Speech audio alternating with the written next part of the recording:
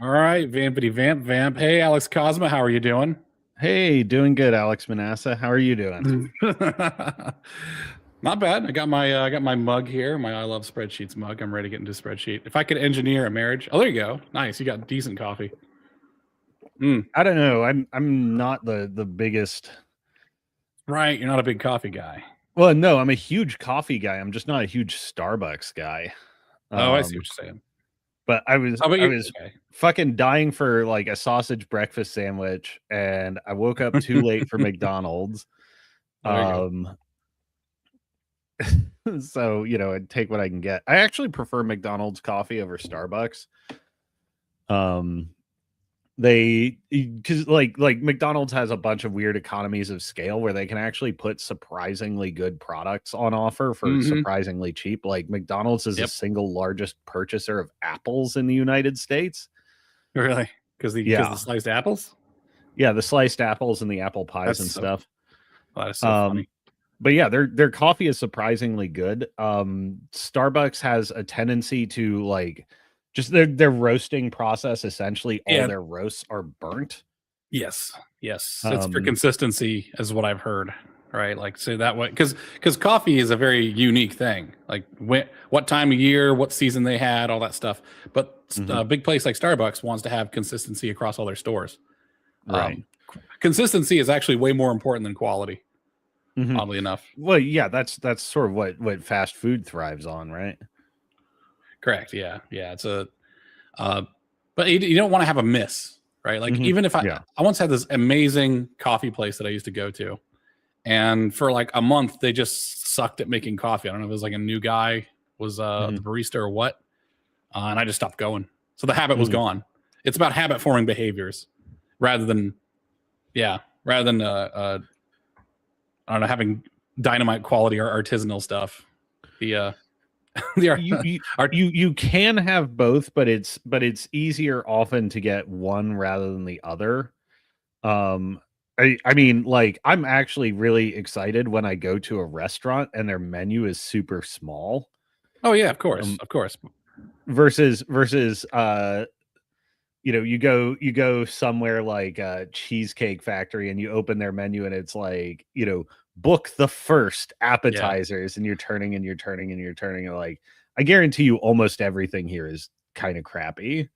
Well, that's what actually I've heard a bit of the opposite, that Cheesecake Factory is like the place to go if you want to start out as a chef and you're starting from the bottom. And it's like, because they make a lot of their stuff in house. Ironically, not the cheesecake though. But Mhm. yeah, I see what you're saying. Well, no, I'm not talking about quality of like where do I want to eat. I mean, like what's going to maximize revenue. And that's always Oh, consistency sure. over quality, because you want to form habits. It's all psychological. So you're Mhm. trying to get a habit going. And even if you're fantastic for a while and then you drop down, the habit will break. Like take a look at New Coke.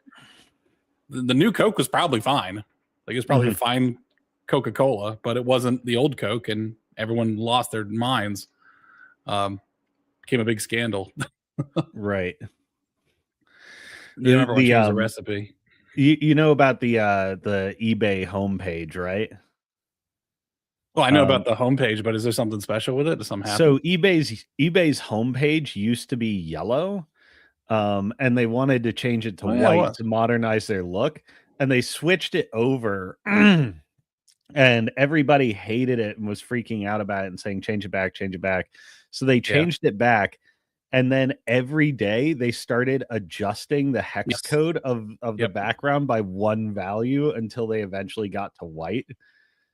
Yep. Yep. No, it's actually consumer trends like that, and the conditioning is a pretty good look into how long it takes for people to change their culture. Because all you have to do is just like change the recipe a little bit over time, and it gets people used to it. The problem is like it was a new Coke. They've definitely changed the recipe for Coca Cola, Mhm, probably every couple of decades, by a small amount, because supply and demand would dictate that if you want to maximize your margin, certain things are going to come in and out of fashion. I'm not just talking about coca leaves. It could just be like, well, this particular type of oil has had a better right, yeah, refining process, so now this type of flavoring oil is better to use. So we're going to slightly switch over to that one, and you can almost measure. You can almost measure the living memory, the length of living memory, by how mhm. fast corporations can switch their recipes. and people not notice. That's how, which is on the scale of decades. So you could fundamentally change a culture in the scale of decades, or at least a taste of something. People keep complaining about Chipotle having gotten worse since X period of time. They absolutely have. Yeah, I had a shock when I went to a Chipotle like 2 years ago. It was the first time I've been there for years. I was like, oh, this does suck actually. Comparatively, like their chicken isn't as tender as it used to be. They've obviously changed stuff. Their lettuce was pretty low quality. I don't know if they're just hiring people that don't know how to like tear lettuce apart and get the bad stuff out because the outer layers are usually no good. Yeah, whatever. Man, it's really. I understand like going with costs and market turns and what the market will bear in terms of cost, but like the enshittification of everything is just an ongoing. Oh yeah. Well, I'm so sick of it. The enshittification is like a result of corporate rules that yes, you do have to maximize shareholder value. That's your purpose, right? So yeah, and if you can't, and if you don't do that, it's actually considered negligence. So, but I kind of consider the corpo slop to be like your foundation, your standard, your fallback. Like this is the floor, which McDonald's as a floor is not terrible. So it's an interesting thing, because I do understand the principles of fiduciary responsibility and why it works. However, a lot of corporations, sort of get bit by it as they go. Like the video game industry is starting to fall into that trap with the long run mismanagement of IPs, the long running mismanagement of their personnel and stuff like that. And it's almost like once you switch to like a certain like point of success, like having built a certain kind of legacy or something like that, like you should almost have to switch models to going from quarterly earnings and fiduciary responsibility to like you have to operate on generational wealth management principles now. Yeah, well, I mean, yeah, I understand like increasing the time horizon of that. Yeah. Right? Like, yeah. And it's not like you force that in law because you do weird things like enforce inability to adapt, but like there should be, there should be a legal framework for making that pivot. I think there's just going to always be the enshittification area. Like, not everything is a corporation with a board of trustees, like an S corp, right? Like there is a place for the artisanal. And actually, I feel like the artisanal guys were a reaction and lived in a market space that was carved out for them by the corpos. Oddly enough, like the Walmart moving to town is going to get rid of a lot of stores, local stores, but local stores can make a comeback if they understand what their customers want. But I don't know. It used to... things get worse and then they get better as people adapt, and usually the adaptation is better than the previous what things were before they got disrupted, right? I think but it's, again, it lives at the length of living memory, so people don't remember how bad it used to be. People right now are like, oh man, I wish I lived in the 80s and like stuff was like, or like early 90s. I was like, it was fun, but it wasn't like the best time, guys. Like, I just want to ride my bicycle and meet up with my friends. Like, you could do that now, guys. Like, you could always do this stuff. It's but what you couldn't do is have access to information. You would pretty much just get told whatever the Clintons and Bushes wanted you to hear on the news. You'd be like, oh, social media is really terrible. It was like, well, social media also allows for other things that make things better. So it's, right now, the social is not catching up to the disruption of social media. 1 second. I'm just going to share a link really quick of the stream. Oh, for fuck's sake. All right. X has this thing where if I like try and put make a thread out of nothing, it will just delete what I typed in. So I'll like put in to the bar on X and I'm like, okay, I've written my first post of this little thread. I'm going to hit the plus sign and just deletes the first post of my thread. Fuckers. 1 second. All right. Come by and say hi. Vampire type, please. One of the, one of the things that's happening with the enshittification of everything is, and I think why there is something to, wanting to return to 90s and stuff like that is actual economic retrogression. Has This is also true, been but going on in the background for a long time, and it's been covered up by money printing, but also expansion of consumer credit. Is the essentially like in real terms, the saving backbone is not there that used to exist in past times. Um, through like deferred consumption powers real economic growth, and we're all about sort of boosting moment to moment GDP perception by boosting current spending without there actually being the backbone of saving there. So it's super egregious short termism, and that's something that's very much happening now. It, yeah, the thing I would say is that because the economy is actually like measurably worse, you're getting shrinkflation and the decreasing quality of services. Like airline travel is a really great one, where just the quality is getting worse and worse and worse, and simply because there actually isn't the money there to really support it like there used to be.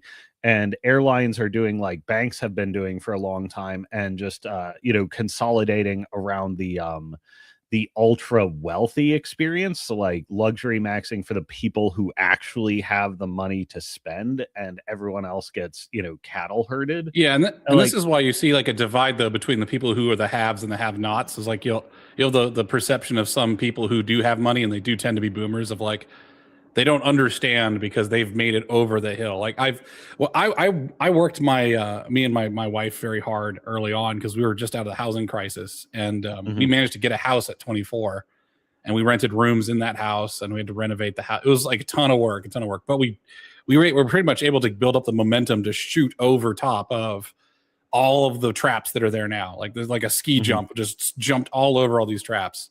And it's easy for me to like tell other people who did not do that ski jump that no, actually it's really easy to avoid all these problems.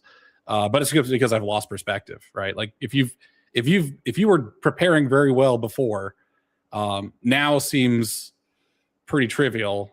I live in it. Well, I guess what I'm saying is I live in a different planet for a lot of people, and I'm conscious of that. But yeah, it's the problem is that you get this muddy water thing too, because I'll talk to guys who were alive in the 70s, and they're like, "Yeah, I was eating white bread and mayonnaise sandwiches, and it was really rough." And it's like, no, times are better now. And then the Gen Z will get back of like, well, certain other things here are much worse. And it turns out all the luxury goods are fairly inexpensive comparatively. Like food is mhm, something where the costs have actually gone down. mhm. Like fast food has not gone down, but like food itself is something Yeah. that's been fairly resilient towards inflation. Now, buying a house, which is fairly essential, you have to live somewhere, has been going way up. So which one are you going to choose? You want the food to be cheaper and the house to be well? If you already own a house, you don't really care if the house is getting more expensive. The food's getting Right. cheaper, and everything feels like it's getting better. So it's you get this divide of lifestyles, and I don't think that any good one number like inflation or CPI is actually good at grabbing it. I feel like there should be like a scenario lifestyle, like a couple of different lifestyle archetypes of like, okay, what does this actually cost to live this way? What Mhm, is because what you'll see is like people say like, well, airline travel is getting more expensive, and I was like, well, compared to what, right? Compared to the 70s, 80s, 90s, 2000s, what like which radio station genre? What was it? Was it cheaper or more expensive? And my thoughts are of like, I mean, I don't like to travel, so it's easy for me to say this. I was like, okay, you guys are going to travel less. All right. mhm. I was like, okay, travel less. This stuff's more expensive. I mean, unless there's a reason it's getting more expensive that isn't right, like overregulation or something. But it's like some stuff gets cheaper, some stuff gets more expensive. But like housing and essentials, I'm very that was for me like a wake up call of like, okay, this is actually pretty fucked. That's yeah. But Yeah. Well, the housing thing is interesting because it's like, I've heard people, pushing into the fertility crisis more and more, and they're like, like ultimately actually everything is seems to be downstream of family formation, specifically Yes. getting married later and later in life. And I Like like the platform where you're getting a segue here. I like that. You're teeing the me up. the marriage number is the one that pushes it. And Yeah. there's a constellation of contributing factors and calculations that people do in their reverse Malthus index. And home ownership is also a pretty big one. Yeah. You know, It's not but even you have to own a home. It's just that you have to have one on the horizon, because most yeah, couples that I remember would start their family when they're in an apartment. And right, that yeah, was very normal because they knew they could get a house later. So hmm yeah, it's actually just faith in the market will be there for them when they're ready. right, yeah, Um, yeah. And being a permanent rentoid, like, honestly reduces the security you have in every aspect of family formation. mm-hmm. um which is a big problem. So, like, like, you can, if you were clever, you could probably figure out, like, approximately how many children were prevented from being born by the financialization of the housing market. Yeah, like an internal fertility rate is also that's why I don't like these. I hate these numbers and metrics because they're like, oh, big scary number, but there's a lot of stuff underneath that you don't see. Like, Yeah. what's the total fertility rate per married couple? Because if you're not married, I don't necessarily want to count your fertility rate, because that's not the kind of fertility that I think is. Because if we had a massive fertility rate and nobody was married, I'd be like, this is a huge disaster. That's not a good number. So the Mhm. color of the number is determined by the circumstance. Second, it's like, okay, what's the total fertility rate of married and housed people?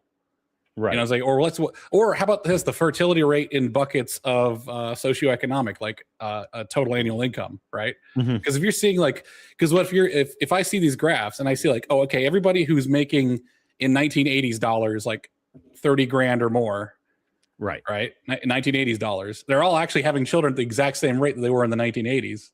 I was like, Mhm. oh, well, then this is a financial issue. If I see it's everyone who has a house and has a wife is having like an average of 3.5 children, I'm like, okay, well, there's a housing issue. I don't know Mhm. what the fertility rate is, and the thing is, if the total fertility rate of the married people is fine, but there's just not that many of them, I was like, okay, well, this is a marriage issue. So we there's so much data and so little clarity in the numbers that it's like I hear these numbers and they just fly over my head, and I'm like, it gives me more questions than answers. You know what I Yeah, mean? well, this is, yeah, because it's aggregating, a lossy proxy, on top of which you can gauge certain aspects of civilizational health, or that it's these constellation of factors which add up to this, declining fertility rate. That means, things like your old age pensions, and the amount of effort put into caregiving, uh reception of taxes, loss of expertise across demographic cohorts. Like, this is going to get worse and worse and worse. And, like, this is sort of at the heart of the, like, 9-point plan I keep threatening to talk about. Is like, We'll okay, talk. Yeah. let's go into the undergirding, constellation of factors, and address them. Mm, Because it really is, like, it's also not a new thing in the 20th century, particularly, that fertility rate has been going down. It tends to go down slowly with certain aspects of economic development. um but what it really picks up in the 20th century, and manifestly so. And it's not just a sort of secular decline. I think it is actually that many of the constellation factors which make, like, early marriage family formation harder are novelties concocted and introduced in the 20th century. yeah. Yeah. It's a very specific array of policies. And all this is with, like, we look at demonstrated preferences. Like, okay, you could do a lot by completely outlawing any form of contraception, but, Yeah. like, people Yeah. seem, uh, above and beyond everything that's in the 9-point plan, like, people seem unwilling to do that. No, nobody's blended. Yeah. Uh, as I was And saying before people that, haven't been willing to do that for, like, thousands of years. yeah, every time they Like, could, they did. We Every time they could, they harvested a did. Yeah. wild growth only plant that was an abortifacient to death. Yes, we did. And the disruption of this 20th century, right? There's been a lot of disruptions, but the thing is, the dance has to keep going. People still need to get married. People still need to have children. And yes, there's going to be some filtering, which I love a good filter because I'm a Darwinist. I'm a Christian Darwinist. Wrap your head around that one. And it's like, okay, the people who are going to survive on to the next age are the ones who are adapted to this already, and those people do exist, and their numbers are usually. It's going to be just Amish and Appalachians in America. It's just that's all it's going to be. All right. So here's the plan, though, of how can we help marriage. So there's been a disruption. However, there's the adaptation to overcome the disruption. And usually that makes us stronger in the long term. All right. I think that new adaptation helps a lot. Right now, marriage has completely changed its nature and its division. Like a lot of the conditions that have existed don't exist anymore. So how can we make this work? Let me see if arrow keys work on this. It does. All right. So first off, my disclaimer. I've given this before to ladies on the stream, and it just like shoots past them. They just don't. They're barely. They want to talk about something else. It wasn't that they hated the subject matter. It's just like it's like in Westworld where the robot lady is like looking at a photo of her as a robot. And she's like, well, this don't mean nothing to me. It's like I just don't. She just doesn't. They just don't see it. So I was like, okay, I'm gonna have Alex come on here. We're just gonna unk it up. I'm here to help, not judge. But a lot of the stuff I say is gonna be pretty crass sometimes, just for the first off the audience, and then also in the spirit of time, keeping time. A lot of stuff I say that's crass, I don't mean to be crass also too. So come here with some good faith on me. Yeah, think of me as like a family member who's trying to sit you down and like have a conversation with you that's pretty serious. Like, ladies want good leadership. Well, here's someone who's stepping up. Let's see if you'll listen. We'll see. I have strategies for the. All right, yeah. So I have strategies as well for you guys. So this is not just for ladies. All right. Expectations. Ladies are an evolved social creature. Their survival is social in nature. Therefore, expectations are their main driver. Like that is to them their nature. A woman growing up in Victorian times versus a woman growing up in like an African tribe, those two women might as well be a different species, just like different planet, completely different. So these can be detached. How these modern disruption. So we're going to focus on modern disruptions. All right. First off, I don't believe this is anybody's fault. This is just people reacting to the conditions they're in. The disruption here is that a lot of advertising and a lot of mass communication has made expectations detached from reality. Right. So all of a sudden, this world that ladies are living, like this world of expectations, has been engineered to be wealth extractive rather than assimilative and integrative. Right. Yeah, if that makes sense. Yeah. So, I mean, a straightforward. There's a number of fields where this manifests, but a straightforward one is, you could pick like advent of television or whatever. But you're also looking at great, for instance, is the advent of dating apps, where you're not just comparing, guys in your town, that your dating pool expands to guys in your greater geographic region, and then combined with Instagram and, like female mimetic desire and mimetic rivalry, you're comparing against women, nationally or globally. And it distorts expectations outside of to a new environment to which women's instincts for discernment are no longer an evolutionary match and can actually turn can backfire on them and essentially make them unhappy. And we're going to talk about what women can do about this, because it is a both multi-billion-dollar corporations trying to just extract wealth from you, and they'll do whatever they have to. They'll lie to you. It's all snakes in the garden. And I don't believe that women's instincts are a bad thing. They do they have kept them alive this long. It's just they've been hijacked, right? This is an instinct for survival, and you have to not accommodate it. It actually is very helpful for you guys as men to tap into women's instincts. So it was a funny thing because Ella is not super like politically engaged, and we were having conversations and stuff in the run up to the 2024 election about Trump versus the alternatives, and she's like, well, I think I really want to watch a presidential debate and make my own mind up. she's like born and raised in Berkeley and like has always sort of swum in those waters. We sit down Yeah. and watch the Trump Harris one. She comes out like an hour later and she's like, no, yeah, Kamala Harris is like, and like she is not familiar with like many of the facts of the situation, but like Kamala Harris is super dishonest and insecure, and like Yeah. Trump seems like really straightforward and candid, and Mhm. she is just perceiving off of like like for me what was like imperceptible like attitudinal postural and like all these little micro things like she's able to discern a lot by character, just by about character without touching on the substance, just by watching them. I'm like, holy shit. Yeah. Women are really good judges of character. Typically speaking, if they're not getting their own biases in there, like if their own insecurity is not at play, if it's just a purely Right. like, I'm just evaluating, I'm not a factor here. Anyways, all right. So feminism, rationality, the hijacking of instincts. That's what feminism essentially is that they're using rational arguments to hijack the fight or flight instincts that women have for keeping themselves alive and prosperous, thriving, fruitful in social environments. So they're there to, they used certain word games, right? Like, and they've used certain scenarios, and they'll use like, I mean, Kevin Samuels will talk about like the movie The Color Purple, where it's like, it's about black people. It's by Oprah. And it's pretty much like cast the black men as being horrendously abusive. I was like, if you set that narrative, it becomes real, because ladies are not, their instincts aren't honed for mass communication. So if they see one incident, like imagine if you're living in a small village and there's one incident that's really bad, really bad.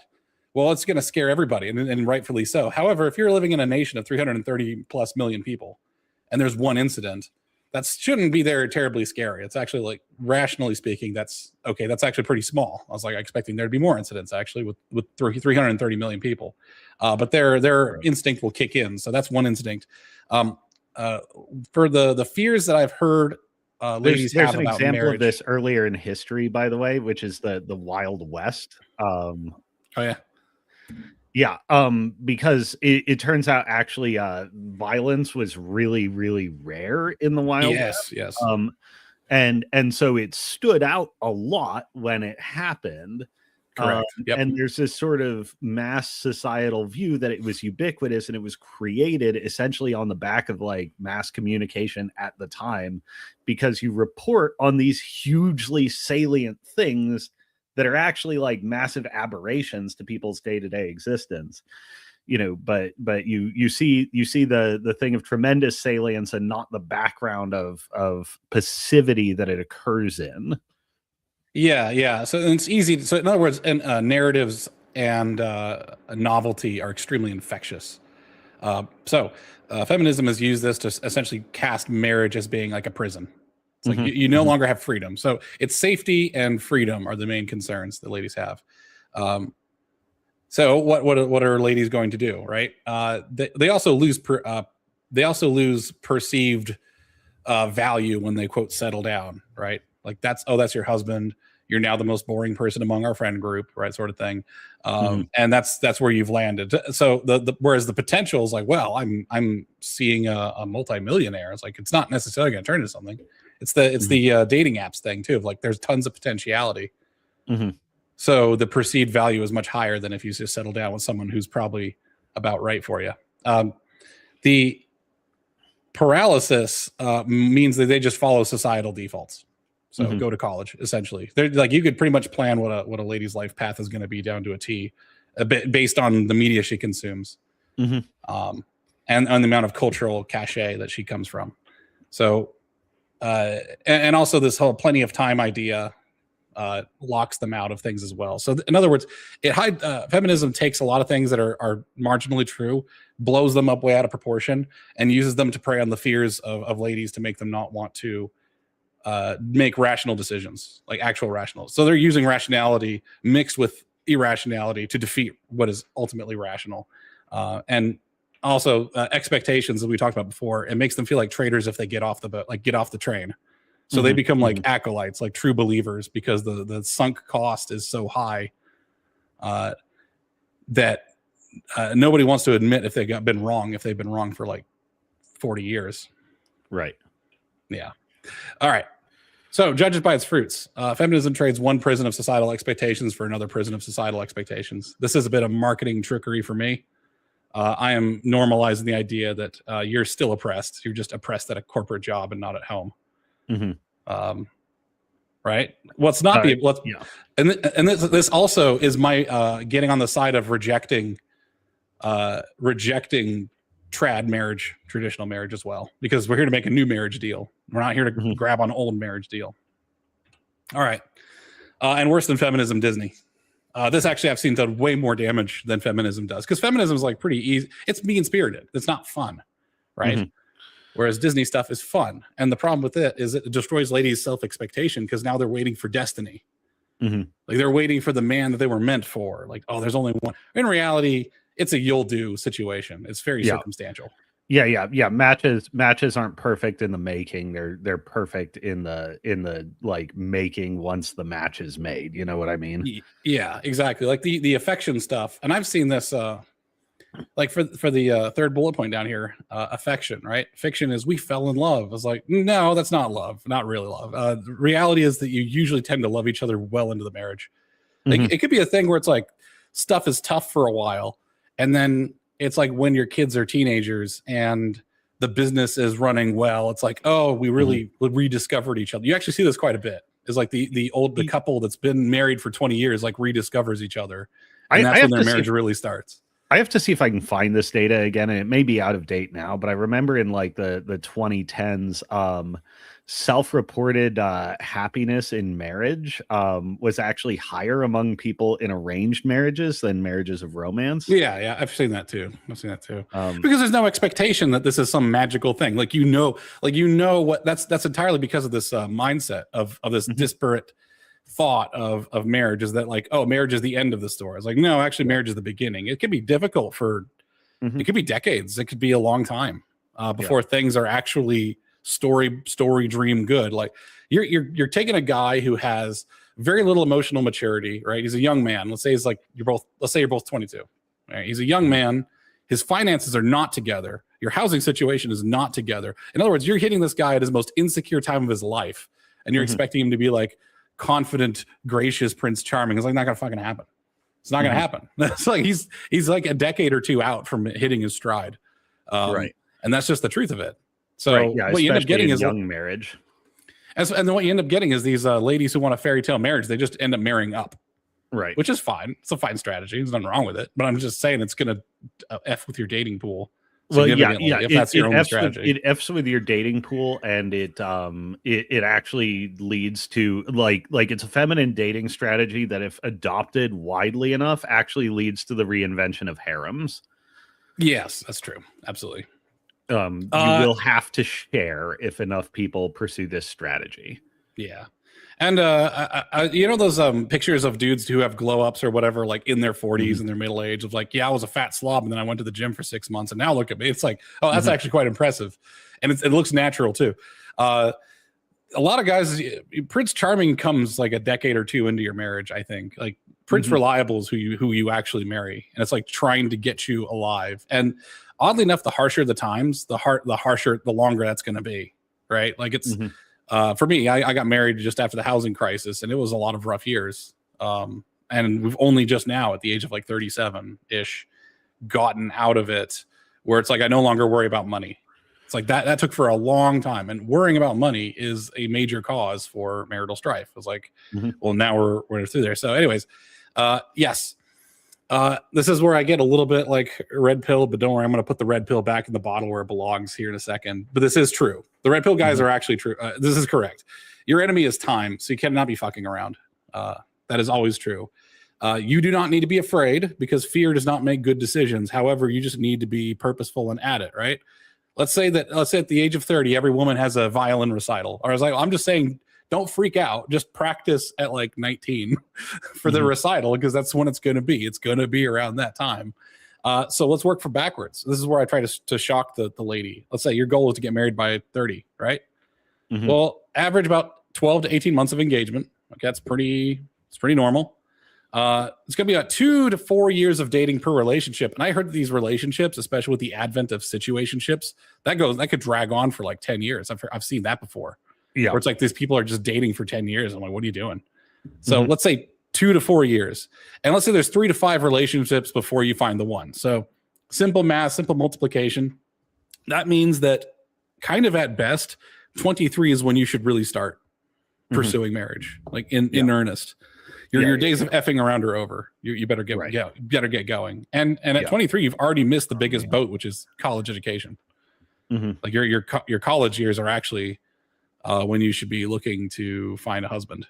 And anyway, any thoughts? Yeah, it's funny, you know, like going to a small liberal arts Catholic college, you know, there were definitely like women who were there, and they're like, it was super obvious their primary objective was not the education. It was finding a husband. And you know, like, it's easy to dog on that, you know, from some perspective, but from another, like the ones who chased it down and got actually it, like, smarter. No, you guys actually won, and you guys were doing a really smart thing.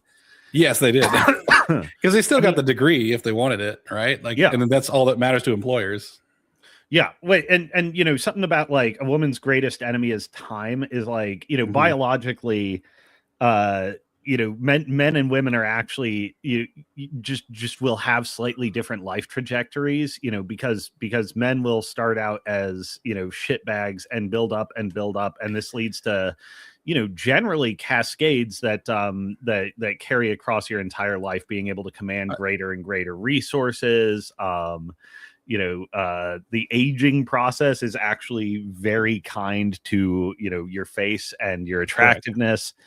As a guy, it helps a lot. Like as a guy, you're kind of optimal around like like look at Pierce Brosnan. Like he's like if you take good care of like your skin and you don't like get tons of bad chemicals, inflammation and stuff, you know, you get that you'll be fine. So for ladies, for ladies, you essentially start out on God mode with like all the powers fully unlocked, and then they deteriorate over time at like an escalating rate. And something experience does not help. And experience can actually destroy you as well. It's like if suddenly you develop trust issues. I would rather I'd rather marry a raver girl who has had a bunch of guys before, but like she's still trusting and innocent and loving. It's like then someone who's like a virgin who is just like all men are evil. I was like, I could work with the raver girl. Like it's like we can, but I can't. You know, you can't work when you don't trust each other. Anyways,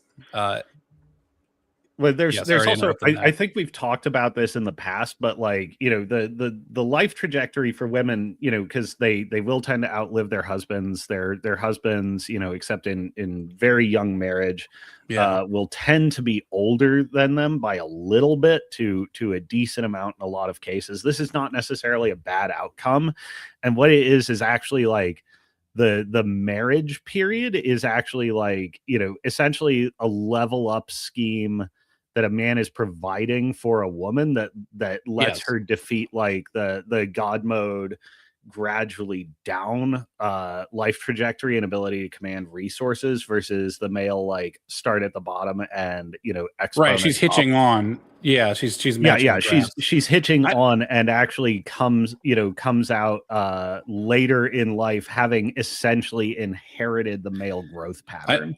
Here's what I'm gonna say, not to burst your bubble or anything. I don't think ladies are that rational. This might be instinctual, but they don't make a calculation. I'm not talking about their psychology here. I'm just talking about the outcomes of, you know, early marriage and stuff. A lot of guys assign a lot of malice to women's dating strategies. I was like, no, there's no malice. They're not thinking that hard about it.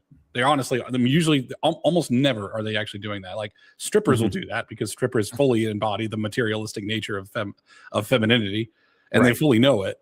Like OnlyFans model. That's actually one of the reasons why I think prostitution is a line that most guys will not allow a lady to cross, is because she is fully aware and purposeful about like materialistic femininity. And that's kind of scary because like being a materialist means that you're now calculating everything, which ruins the magic, honest. Anyways, all right.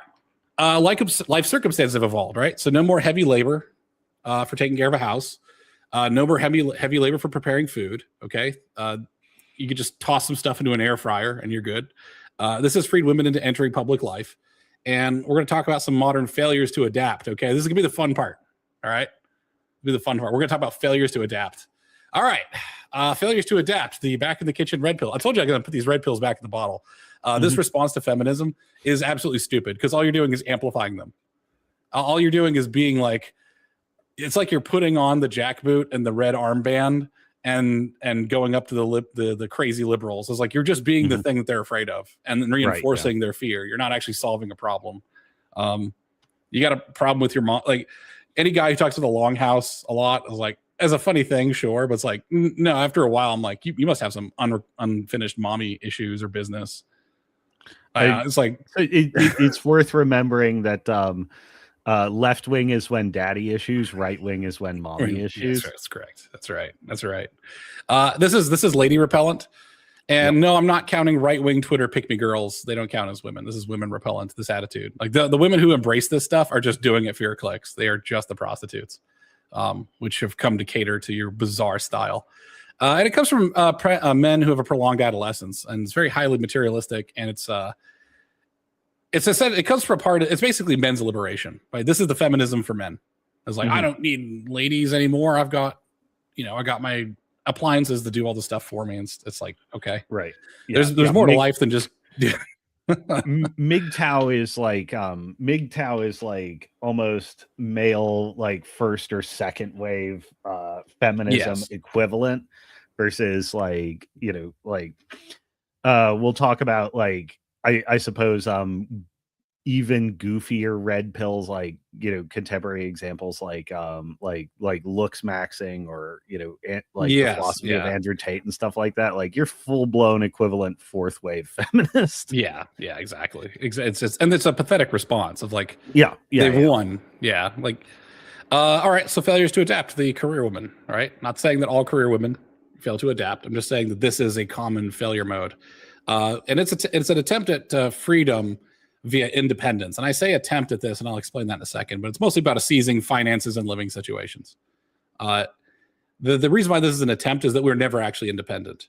That is a perception that maybe some ladies have of men, that men are independent. Most men are also not independent because there's a lot more it takes a lot more than just like money and an apartment or a house to make a life, right? We're just green, it's the greener pastures on the other side is we just look at what we lack and think that's all you need. All you need are all the things I happen to lack.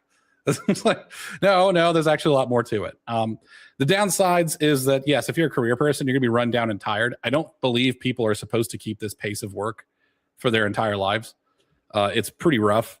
And also for ladies in a workplace, if a workplace is properly functional, there's going to be conflict because people have conflicting opinions and you're in the fog of uncertainty at all times with making decisions. So yes, people are going to argue. However, I don't think ladies are supposed to be in an environment where there's that much conflict all the time. Like every meeting is potentially an argument between two people, right? And a lot of ladies will cope with the argumentative nature of men by avoiding the argument and then growing resentment by acquiescing or by champion choosing. Champion choosing is they'll back a strong guy up. And then you get factionalization because it then becomes about the guy they're backing up and not the idea he's advocating for. And you end up getting factionalization. So it's also a lot of ladies who work in these environments don't realize how temporary their friends are. Yeah. Like they go into a workplace and they get laid off. Like they've worked there for like 10 years and they get laid off. People will say like, oh man, tough luck at like, Carrabba's or whatever.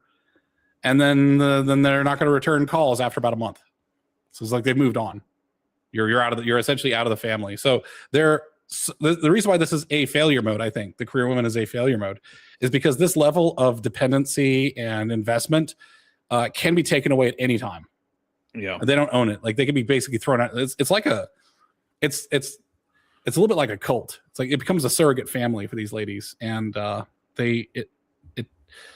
it separates them from what actually matters in their lives, I find. Like men are okay with that because we have someone designated who's building the family at home.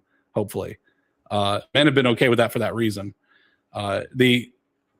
If men didn't have women to provide for, they would have just become fur trappers and disappeared into the woods a long time ago. Like, right, yeah. Like, in other words, a lot of ladies saw men going to the workspace and says like, I want that. And I was like, the entire reason we do that is for you. Don't have to go here. We literally go here so you don't have to. It's like, well, I want to go there now. I was like, well, then I have no reason to be here. Let's go to the woods. Fuck it.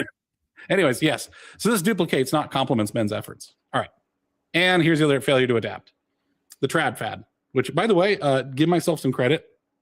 If I look back at the file, I made this thing when my channel first started, like 2 years ago. So I knew the trad stuff was going to die a death. It's already dead now. I'm pretty damn good. That's the reason why I have a YouTube channel, because I need to put like on the record my predictions, because I'm almost always right about fucking everything. It's pretty amazing. Even I was like telling some of our mutuals who are at the Lotus Eaters, is like, I'm worried about this. I'm worried about Tucker Carlson. Is he going to he might still be a huge voice in the movement. And I was like, no, he's just making an ass of himself immediately after. It's like, no, these guys are pegged. They're not going to. Yeah, anyway. So this attempt at traditional gender roles focuses on this very storybook tradition that spanned exactly 10 years, 1950, 1960. You're full of shit. Or even then, I think there is, if we're looking at like New Covenant, there's also other periods that people will want to return to, and you'll often see Victorian England mentioned a lot. It's like that's also a shockingly brief time period that disappeared very very quickly. There are elements you can pick up from these things. For instance, the Victorians much stronger on corporate families, and then what's a corporate family? This is gonna sound like weird. Family business. Oh yeah, go ahead. Sorry. Oh, corporate family, like the extended family. Oh, I see. I got it. Yes. All right. But that tended to be like a bit more of a common among the lower class. But among the upper class, they kind of manufactured the corporate family again using the power of money. One thing I think may have a part in future covenants, especially given how mass mobility and all these things have changed the shape of families over time. An adaptation may incorporate like bringing back in-home servants. Yes, that's true. And people forget that before the World War II, the World War II, a lot of homes were built with butler's quarters inside, like especially from the 1920s in America. And the travails of raising a kid and like educating a kid versus homeschool or sending to school or something like that. Like you could have a governess, but she was actually in the home and worked in close proximity with the parents, such that value transmission was continuous and not relying on alien influences to the household. She also, first off, two things I want to know. Also, the person, the governess, may be related or have known this family for generations. Right, like exactly. Kind of thing. And then it's a sort of a place to put people that don't have their own children, right? Like because that happened a lot. Or earlier on their life journey. And it's this is something that's remarked upon actually a lot about the medieval times is there actually wasn't this big alien like split between the nobility and the commoners. Like they actually had regular social intercourse, especially as like being members of hired corporate families, and like the children of aristocracy being raised in tandem with the children of commoners. Like the period that people return to either like with the 50s and 60s actually has very limited social intercourse between classes, and doesn't really have strong fellow feelings develop across class lines. Yeah, I noted this when I was listening to a Lotus Eaters. All right, the second point I was going to make is our viewer count jumped up when I put this woman on here, and shame on all of you. Which also good taste. Second off, with the Lotus Eaters guys, I noticed that one of them says, yes, the traditional nuclear family. And I was like, excuse me, what? That was not traditional. And then it's like, no, traditional is this weird alien time from the 1950s. Okay, this is absolutely alien time, and it was also very erosive towards local culture. Right, like this is actually the worst time that you'd ever want to base your family on is the 1950s. So this whole rad trad stuff, it is. Yeah, as I go on to say here, women in this role have a ton of yeah. So you end up having these ladies who have tremendous amounts of time on their hands, right? Because being trad is actually not that intensive, right? You're gonna do bake a pie. You're gonna bake a pie every day. You're gonna bake 5 pies. It's like, what are you doing? You're gonna run out of stuff to do eventually. Even if it's like a bit like reactionary male feminism, male equivalent or feminism equivalent masculine responses, like this housewife shit is easy. Do not complain. It is very easy. Yeah, as a housewife. Yeah, exactly. And also, there's a reason why a lot of women lost purpose at this time. And one of the worst things you could do to somebody is take away their purpose. So that's where the strategy that I have. The new marriage is going to jump in. But yes, I continue going on as the Hall of Losers, the Forever Alone. So this includes MGTOWs and incels, men and women. The strong and independent is the original MGTOW. Like I'm a strong independent woman. Is just women going their own way. It's not exactly optimal because it does ignore biological needs, and it's just a Peter Pan trap. It's just a time waster. Because eventually you're going to want to not be alone. Yeah. You know what I mean? Yeah, absolutely. Yeah. It leads to, dissatisfaction. I mean, like having a loving companion in the home is like men fucking love it. It's like all we need to make life complete. And like, women having security, somebody invested in them, and always somebody there. Yeah, it's ticks a lot of boxes, and then building children on top of that is like, man, we really got it going on. An incidental thing, Sex in the City, in the early 90s, high heels had almost completely died out in favor of practical flats, and Sex in the City actually brought them back from the brink of extinction. That's funny. It brought back a lot of stuff too, especially like cocktail culture. I was watching this, but we'll talk about cocktails and alcohol some other time, because like that's its own rabbit hole. But yes, what you end up having is an estrangement. This type of forever alone stuff is because you then start to value your own freedom, but all social connections come at the cost of freedom. Like your buddy calls you up and says, "Hey, you want to go down into the video store, gonna rent a video?" And that's now a restriction on your freedom, right? Because maybe you don't want to do that. Well, you need to say yes to your friend though, because you say no 2 or 3 times and he's not going to call ever again. I mean, it's like friendships and relationships are actually can be pretty fragile, right? They have to be maintained, especially if you're a lady. Right? Anyways, so if your freedom is the most important thing, you're just going to come. It's going to come at the cost of all of your relationships, which is why most of these people only drink together. Like that's their connection is drinking, because everybody wants to go drinking. But this lack of social connection means that you will eventually estrange yourself from the opposite sex. Because the maximum freedom means maximum distance from the opposite sex. Because the opposite sexes both want something from each other, which is a restriction of their freedom, right? Yeah. All right. So summary: women are under attack. Women's expectations are constantly under attack by corporate, like mass communication, and their own expectations of themselves are completely like crazily manufactured brainwashing. Right. Time is a constant for women. So here's another problem: is like they don't have a tremendous amount of time.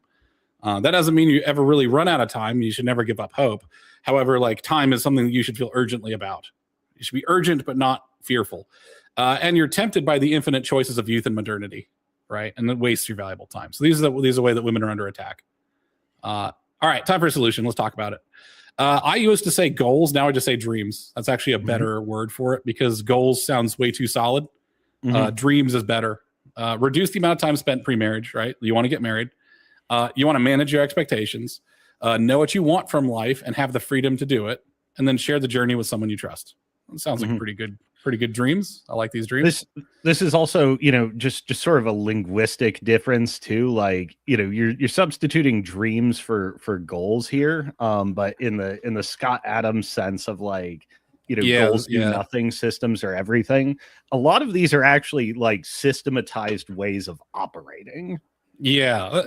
But you have to, I disagree with Scott Adams on one thing, is that you do have to have a vision of where you want to go. So maybe that's just a good vision, but like goals are way too concrete. Like if you look at the SMART goals thing, is like, I ain't gonna do any of those fucking things. I have a vision though for less. Anyways, all right. So strategies for women. Know what you want. Okay. So you have to take some time self-reflectively. Like when you're 19, who do you really want to marry? Not dreams, not like making shit up, like not Prince Charming. You have to like look around at what's around you, and ideally work with a man who is a good mentor. If you have a father who's a good mentor, that coach, whatever, brother, unc, us, if you want to send a chat in, I don't care. Find some dude you trust who's going to like make things more realistic for you, so you can really know what you want. No, the thing is, it's hard.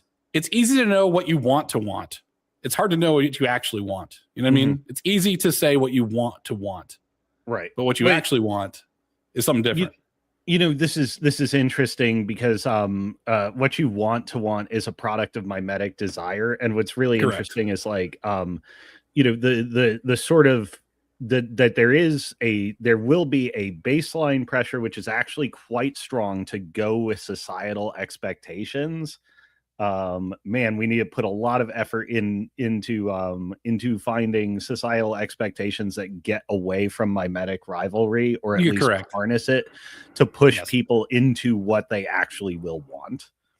Correct. Absolutely. Now, this is actually really difficult. It would probably be a different stream of like, because I have embedded in this presentation that I will have a different stream about how to actually get men, and most of that is just wrangling your own expectations. Okay.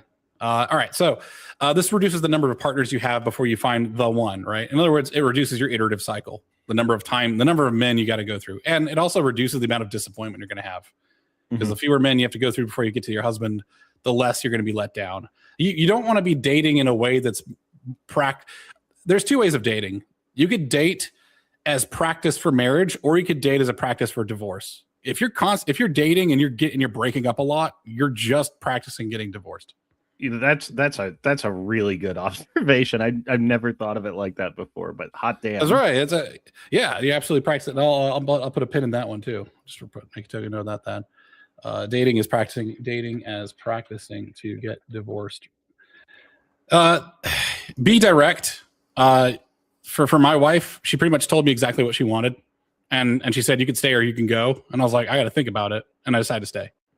And she dated exactly one man. That was me. It's like, there you go. Be focused. So date men who actually want what you want. Don't date the man you think you want. Date the man you actually want.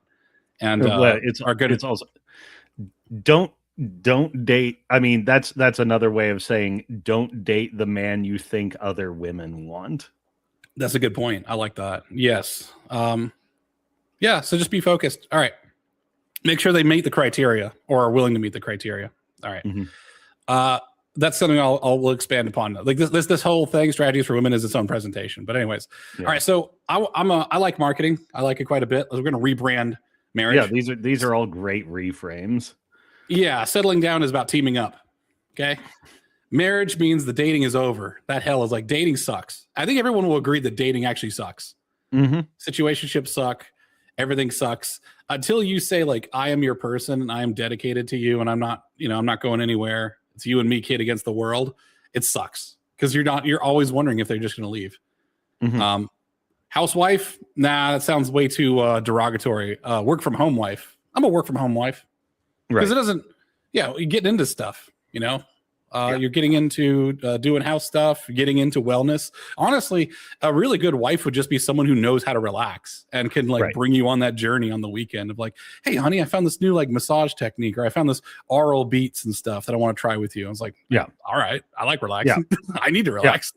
Yeah. Yeah. Having a wife who's either semi-pro or high powered, amateur nutritionist and amateur this and this and this. Yeah. You can pick up you get the opportunity to pick up a ton of disciplines. And something I know we've talked about offline in the past is this is actually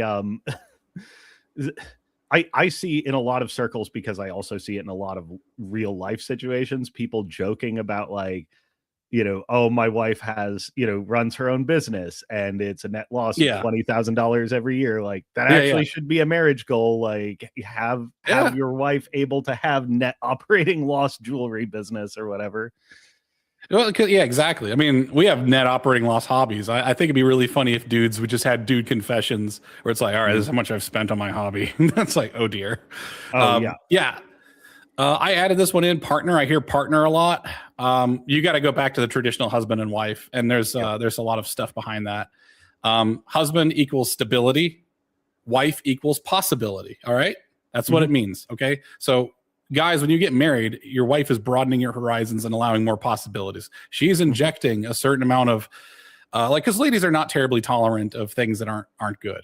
Like, right, if a bad situation is happening, a guy will just live with that for years. Ladies will actually like stir the pot and force you to make improvements as you go, especially with your own personal care, your personal life. Dudes will just like one day just kirk out and punch somebody. They're working at the machine shop and they're like, you know what? Fuck it. It's like, well, it turns out his mattress sucks. Now, his wife told him about that mattress 15 years ago, which was already 15 years way too late to get a new mattress. But this guy does not get good sleep. Bad sleep is actually one of the pun intended sleeper reasons for why people lose their minds. I'm very serious about sleep because my wife helped me fix my sleep recently, and I feel like I'm on the best medication ever. But anyways, so that would not be possible. I would have just powered through it and continue being a dick for the rest of my life. Husbands provide stability, and what does stability give you? We'll talk about it here. All right, so define the product and the client, type of woman, man, this is for. So first off, this isn't for everybody. Like marriage life is not for everybody, but you have to have somebody who wants to be married. Okay. Really wants to be married. Don't think you should want to be married. You shouldn't want to be married. You shouldn't feel like you want to be married. You should actually just want to be married. I guess what I'm saying. Is ambitious or wants to build. had a great thing on Joe Rogan where he was talking about like, this was years ago, but it was extremely insightful. As he was talking about like people have this wrong idea that you meet the one and then you get ready to be married. He's like, no. Being ready for marriage is a prerequisite to meet the right one. Like your mental, correct. If your mental disposition is meet the right one first, you never will. If it's time for me to get married, you'll actually be like, your mental state will be such that you are proactively evaluating and looking for this and, putting yourself in that position. And he's I think he said like, like when I was ready to be married, I met the right one in like a couple of months and got married inside of 2 weeks. Correct. Absolutely. It doesn't take long. And people notice it. And this is part of women's instincts too. It's like if you're and men have this instincts as well, is if you're in a marriageable mindset, you'll be married very quickly. All right.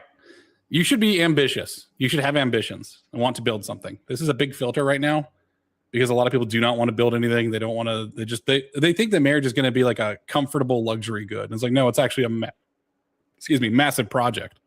So it's like a lifelong apprenticeship. All right. And is ready to grow up. I added on here, change to meet expectations. That's what growing up is you're changing yourself fundamentally to meet the expectations of others. All right. Hardworking, dedicated, kind of getting repetitious here. How I find a good wife, husband is a topic for another day. Yes, that's absolutely correct. Just something on one of your reframes here, like settling down versus teaming up is super important because like division of labor between people is like actually something that will just let you both accomplish a ton more. Yes. Yeah, absolutely. Like if you're looking at like life satisfaction and being able to do stuff, whether it's like live a few years as dinks or even like, moving into having like kids very quickly, like getting married and being in a powerful working relationship with your spouse, like is just in objectively like mathematically provable terms, a massive like, productivity level up for both of you. Correct. Absolutely. And this entire, by the way, and that's a bit of a spoiler, this entire presentation is built on that principle that you're there to team up, not settle down. All All right. It's, How we it's can make marriage amazing how much of our language comes from seemingly comes from boomers or people alive in that particular portion of time. well, they got psyoped really hard. Yeah. Yeah, Well, yeah, they yeah. didn't move. And they They're the first. psyop the rest of us ridiculously hard. Well, the boomers were also the first generation that had a lot of these modern changes, like going all the way back here to this life circumstances. Yeah, yeah, Right? yeah, They had all those circumstances change on them, and they just didn't change the frame to meet the new stuff. So, all right, women's biggest fear of marriage is loss of freedom and safety. Right now, feeling safe, that comes down to your selection criteria, and also comes down to like just having trust. But it's like your selection criteria should have as much confidence as you can give it. Right? Like, in other words, are you sure about what you did? Did you choose right? I guess what I'm trying to say. I'm stammering it out, but and obviously I didn't finish this bullet here. As I said, I was working on this before this presentation. But freedom is something that you gain through work. You actually need stability to have freedom, and husbands bring stability and security. So not only is he no longer a threat to these things, we have to reframe it that he's actually a major asset. So the stuff that people are afraid of getting married for, the stuff women are afraid of getting married for, actually husbands provide that. In fact, you should be, if I was going to be really aggressive with this, I'd say like you should be afraid of those two things without the husband. Hi, John Hanby. John Hanby's here. Yeah. So instead of saying that like, oh, marriage is scary because you might lose safety and freedom, it's like, no, marriage is great because you're going to gain stability and freedom, right? So what women end up having is if you have a man who's working and he's the main breadwinner, you now have a base upon which you can operate that is now risk-free. This is a huge opportunity. Okay. Now you could become dual income, no kids for a while. You could work as well. That's fine too, but you work as a choice. That's what ladies would like, is that they'd like to work as a choice. They'd like to have choices. Whereas the husband is like, he's okay with the weight of the world on his back. As long as you're pleasant to him and you care about him, he will continue like working the job he doesn't want to provide the lifestyle that both of you are okay with, right? That you're trying to go for. So, and the one thing I say the husband cannot fix though is the time thing. All right. So I just have to keep reminding of like, this has to happen in a certain time frame. And it's good to have urgency, not fear, but urgency. Because I didn't, all right, yeah, good stuff in chat, guys. Thanks. Yeah. Marriage is scary for me because I didn't want to leave my parents. You have nice parents. Then I was like a lot of Americans. I was enthusiastic to leave my parents, but I think marriage and kids mean they can't travel or experience things. Yeah, exactly. Also, the travel and experience stuff doesn't lead to lifelong happiness, but we'll talk about that in a second. Okay, so here's the new deal. All right. Men bring financial stability, emotional stability, manual and skilled labor. I didn't put protection on there, but I should. And women bring, children, financial opportunities, but most importantly, a sense of home. Like women have a way of making places a home, and I'll see this like guys with their minimalist apartment. It's funny because I'll see guys of like, look at my minimalist apartment. I have a lawn chair with a television propped up on a box. And then they'll also say like, we need more of this. And it's like an opulent library with mahogany books. I was like, which one is it, guys? Which one? It's like, you can't have, you're talking out of both sides of your mouth. Do you want some minimalist thing where material things don't make you happy? Or do you want a sense of place and home that is given with the aesthetic of the place where you reside? It's like, you can't. You want to live in a tent, but then you want to like have a castle. It's like, okay, we need commitment. That's the bridging gap. Is you need to have a commitment. Well, so. yeah, and I mean there is a yearning for a settled sense of home there. I would say it's not the only animating influence in that though. That for a lot of guys like the bookshelves and we need more of this is like. You will find that in one social set, and in another set, you will find like three storage racks of like massive Snap-on tools collections. Yeah, they're literally the same desire. Yeah, exactly. In other words, it's a sense of what women bring is they kind of make they are compelled to make the surroundings more human. Mm-hmm. Like more appealing to humanity, whereas men are we're very all about utility. Mm-hmm. And I was like, exactly. Well, I don't need, Yeah. So you kind of do need both, because you do need to be useful, but you also do need to have a sense that you are human. Because when I see guys talking about minimalism, when I see minimalism, I just see you're embracing the pod life. You want to live in the pod. They just, anyways.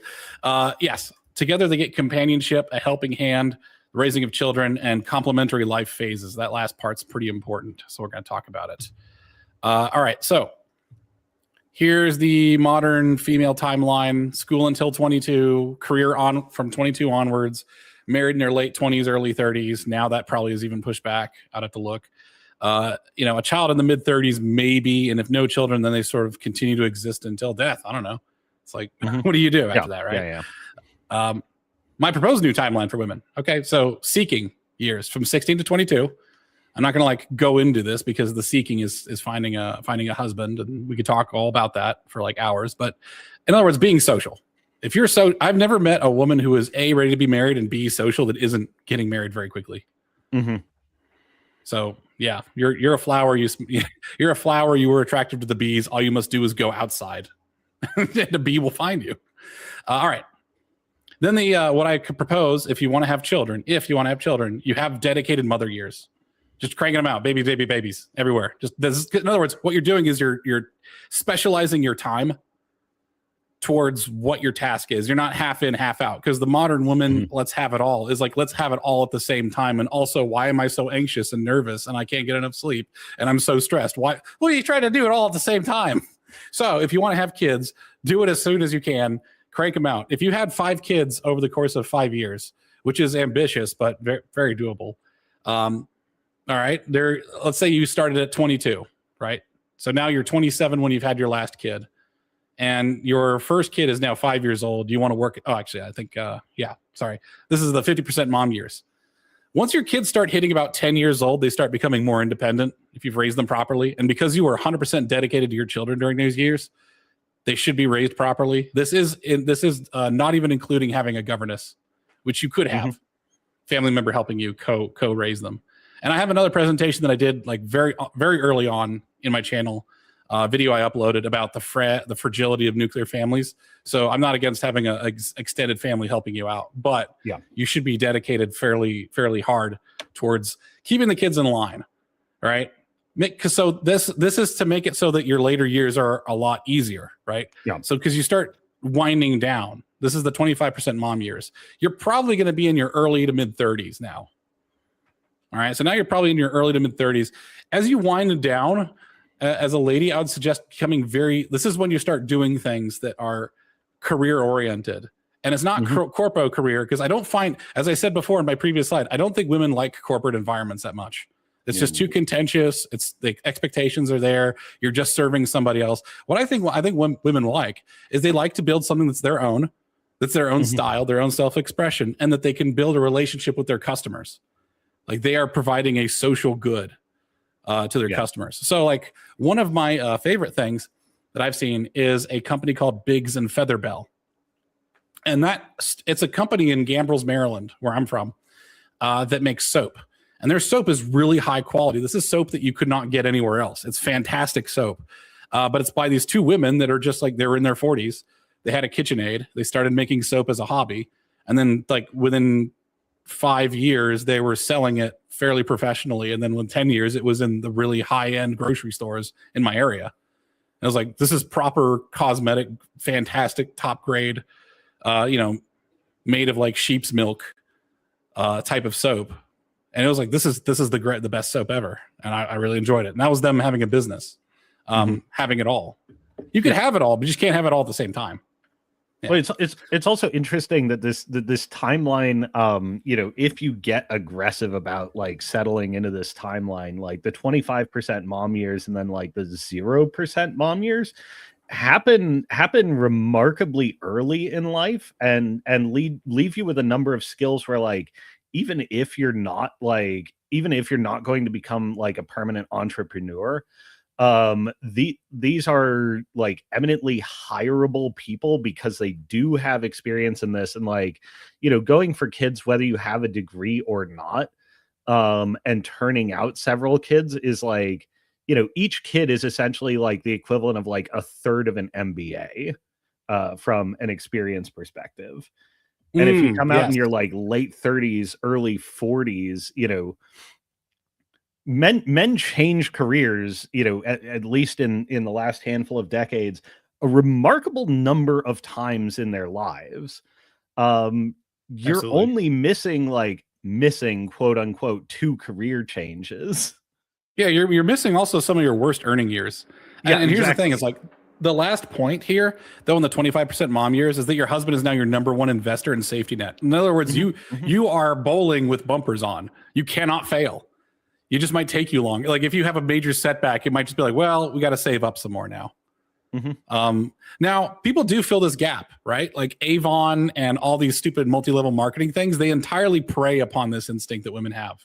So I looked at, by the way, every time if you want to figure out how to help somebody, look at how someone's scamming somebody and see if you can address their need without being scammy about it.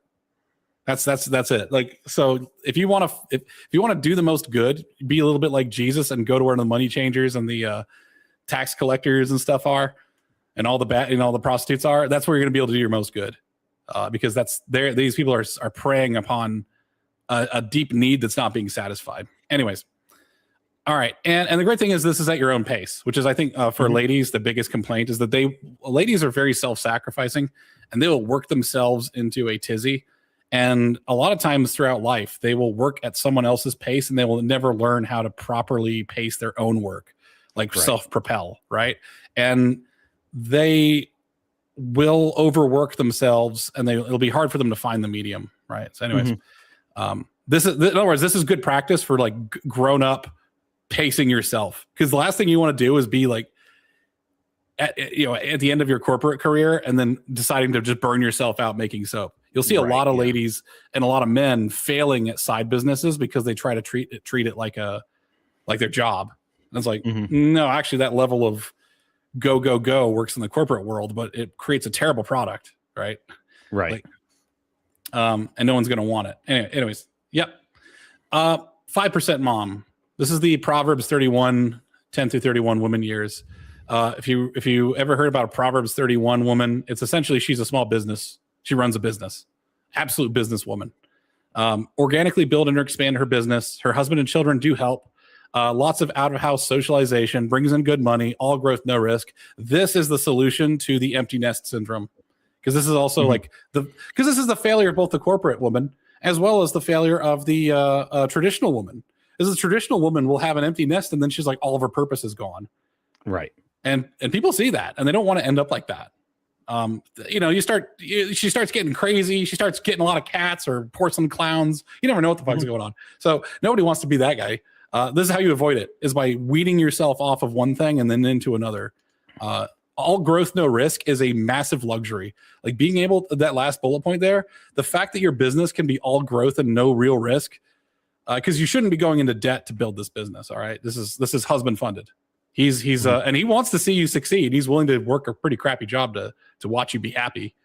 There's a lot of self-sacrifice out there. But all growth, no risk is a huge luxury good. Right? Your husband tries to start his own business and he's putting the family on the line. It's like you start your own business and it's like a cool hobby that's gotten out of control possibly. It's like, next thing you know, you're like asking your husband to build you a shed so you can like work in it. And he's like, oh my God, you're asking me to build stuff?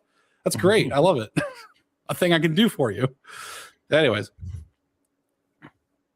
Yeah, so here's an example, right? That's a great point. The stay up all night and party ability of youth is actually for baby care. Yes, yeah, absolutely.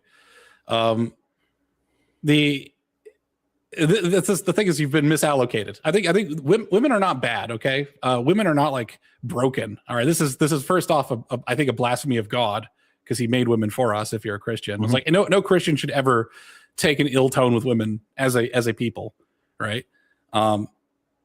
It's just that they've been misallocated and sort of sabotaged by expectations and the changing conditions of life, so that they're putting on the worst showing possible. That doesn't mean that it isn't a bad showing. Obviously, if someone's sake.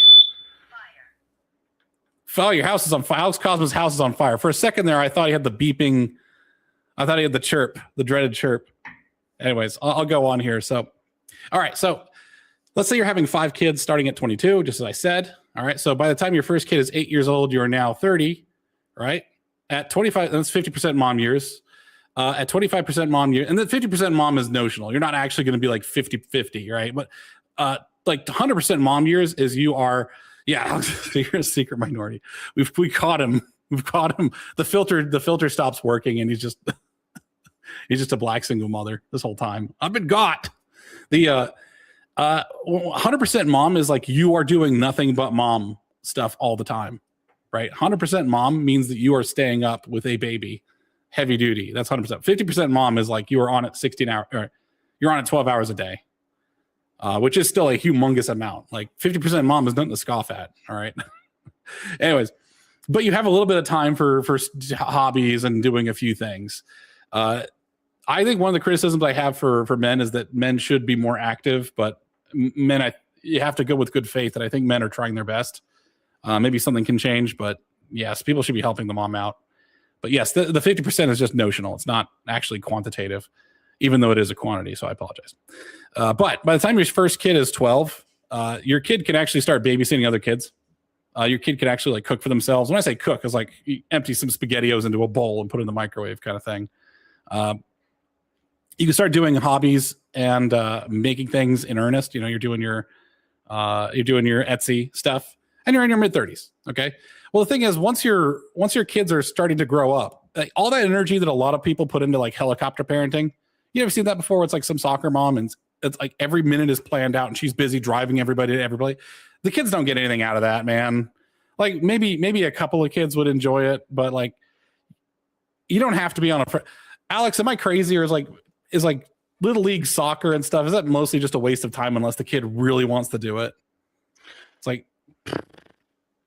They should do something, but it's not like this whole soccer mom stuff. All right, so first off, I was in a jazz band and I was in a guitar quartet and I was doing all this stuff. My mom did zero work for me to do all that stuff. It was just at my high school. So I was like playing concert level classical guitar, and that's what I was into. And it required zero work. But this like soccer mom stuff, again, like the if you want to find out the opportunities, look at the scams. The entire like helicopter parent, every moment of your day is scheduled stuff for the parents and the children in the teenage years is bullshit. It's like, what do you got to like drive to the karate place? Even karate is like kind of bullshit, but it's like people prey on women having way too much time on their hands by forcing all of these children activities that parents never used to do. Like get on your bicycle and drive to the karate, like, and ride to the karate dojo if you have karate practice. That's what I did when I was a kid. There was a karate place near the Kmart, and I just bicycle there myself. If you're old enough to be in karate, it's like 14 years old, you could ride a bicycle. God's sakes. But anyways, and then yeah. So your first kid is 16 when you're 38. So you're in your late 30s, and your first kid is already like 16. You're basically almost an empty nester. You're getting down to it. Like your youngest kid is about like what, 12? Right. So things start to wean off. And if you want to plan for your entire life, 38 might sound scary, but 38 is also a scary time to get married and start this stuff.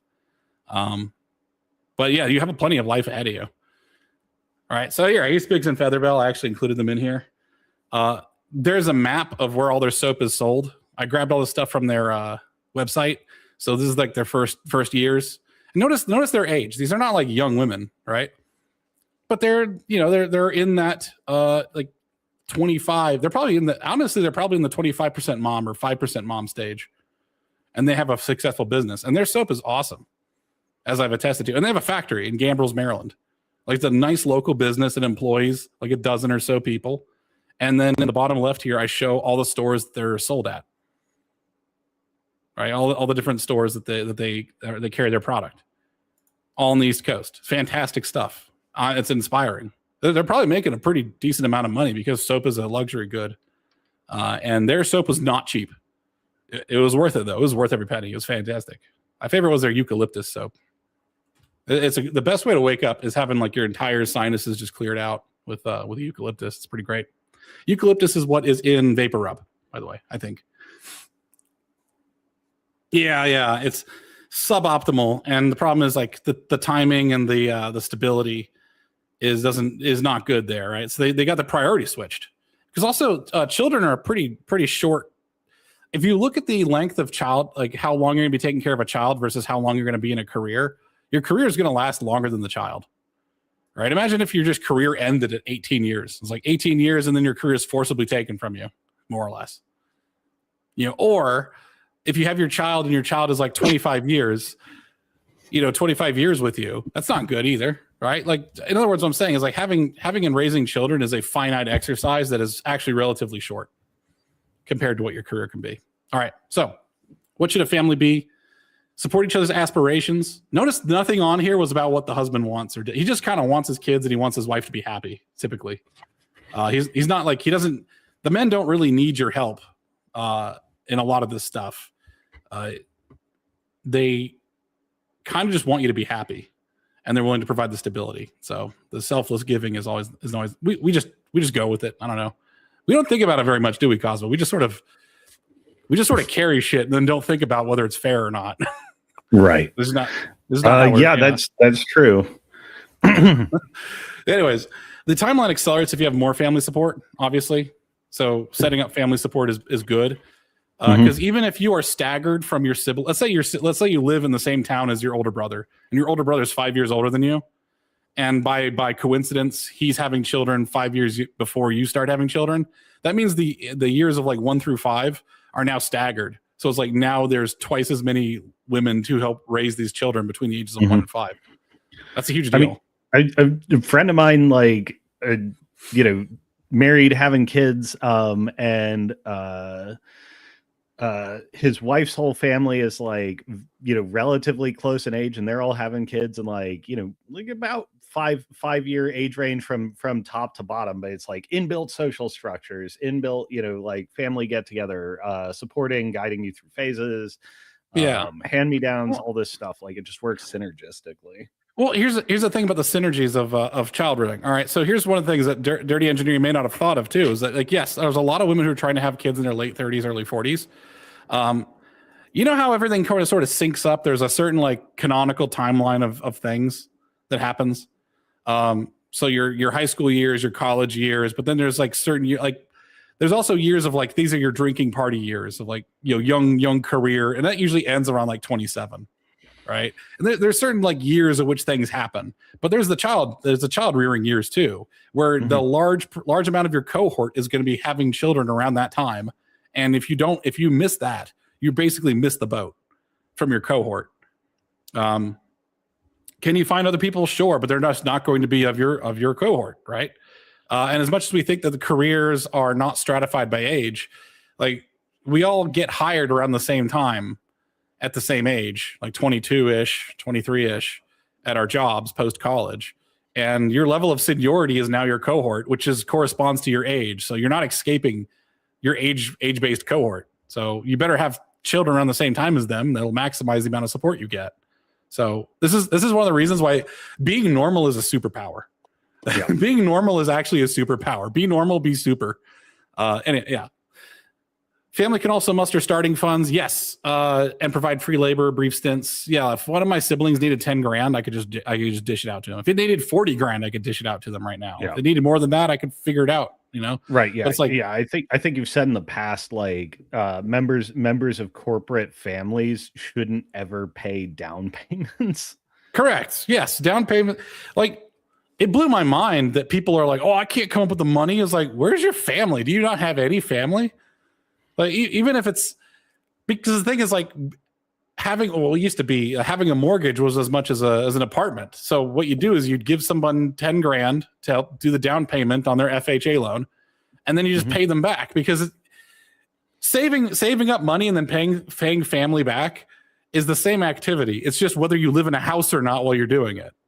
Right? It's like, but most people just don't have families that are that well integrated. It's like, all right, see, because the complaint I hear, all right, first off, housing is bad. I think it should be better. I don't blame people. However, the failure to adapt to changing times, when people say like, well, I can't afford a house, my thought is, I can't rely on my family. I auto-translate to, I can't rely on any of my family to support me getting a house.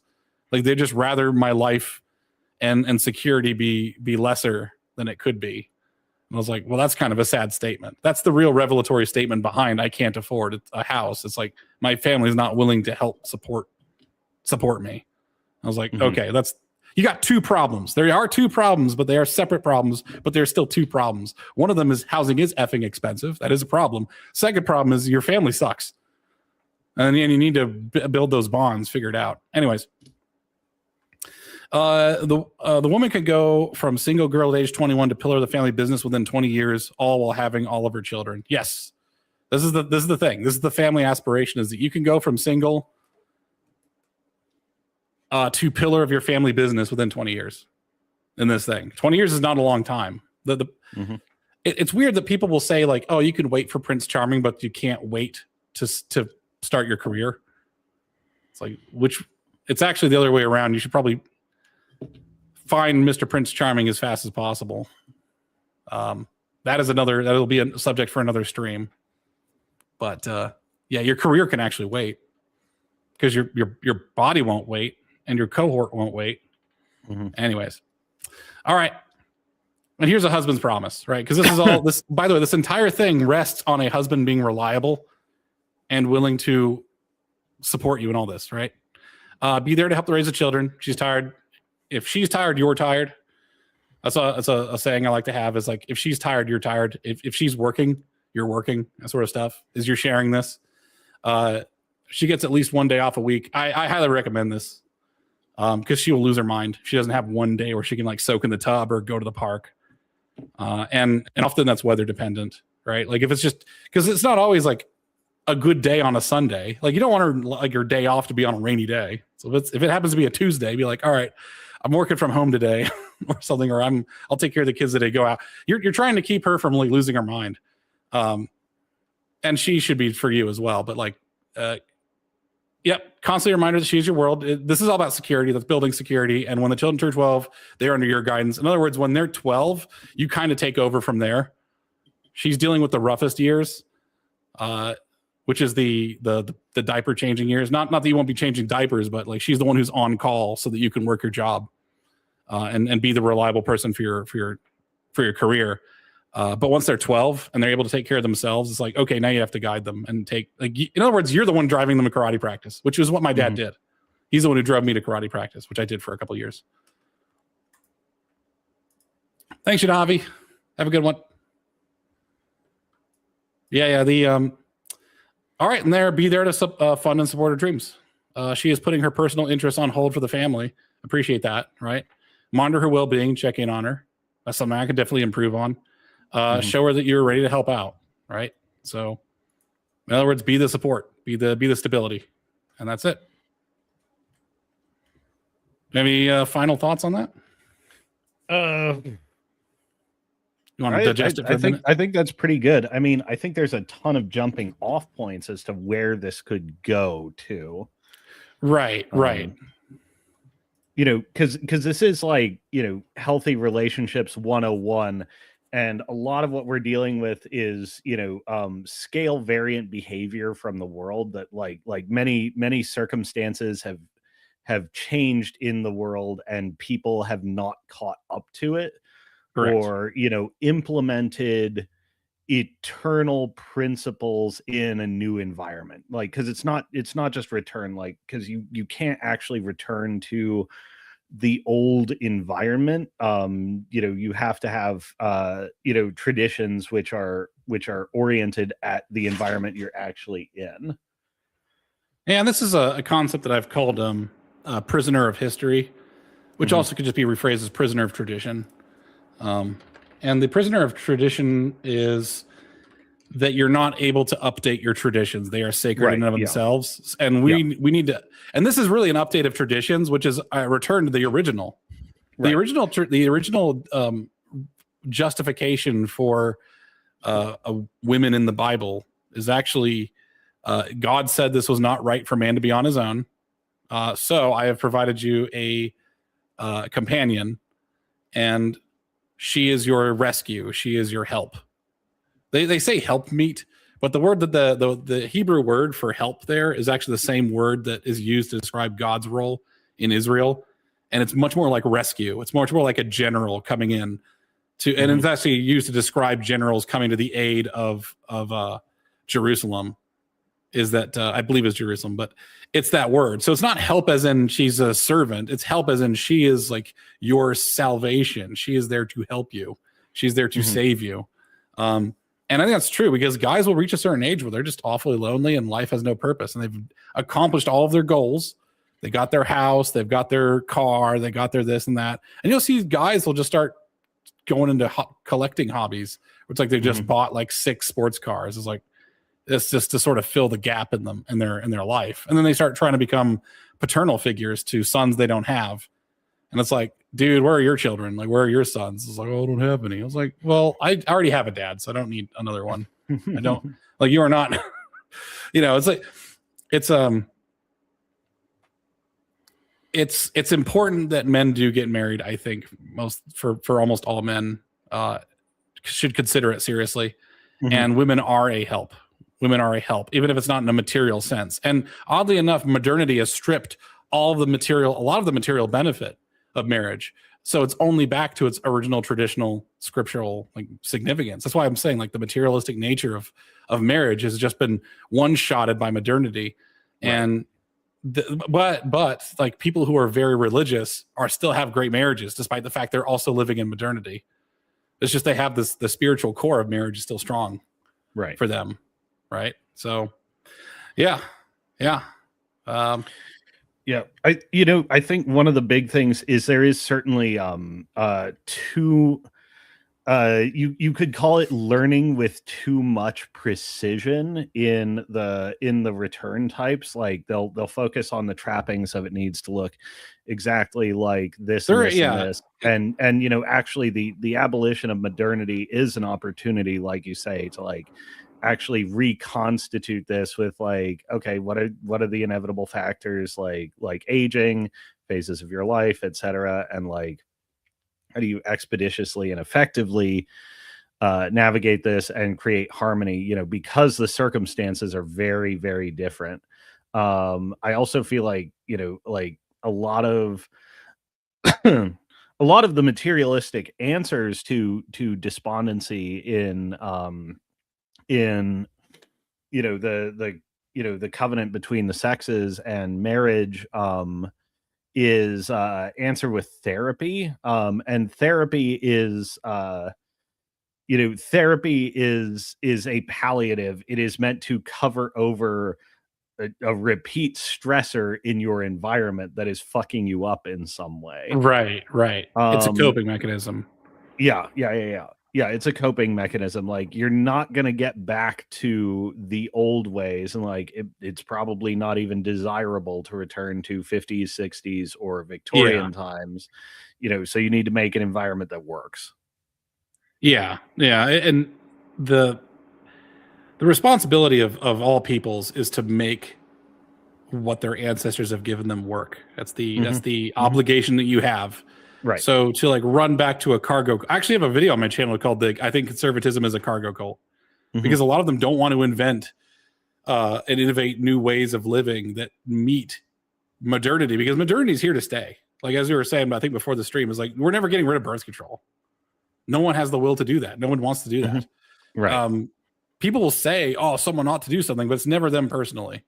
Like revealed preference is always great because revealed preference is always personal.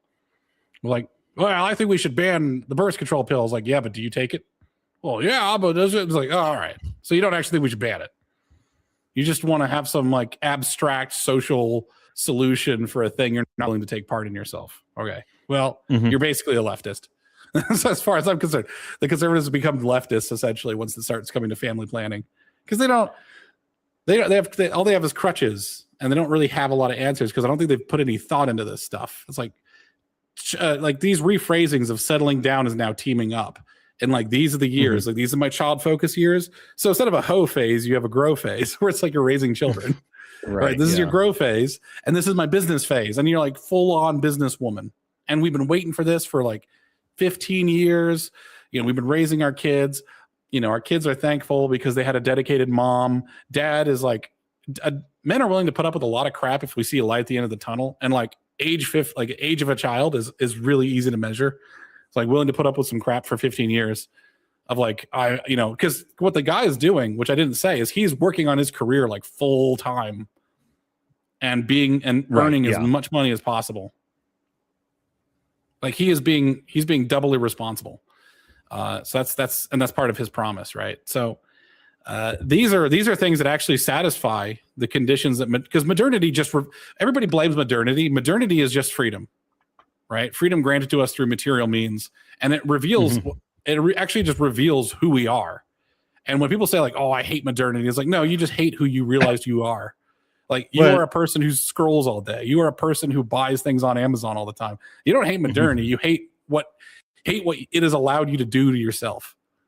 So it's like, let's overcome that. So there is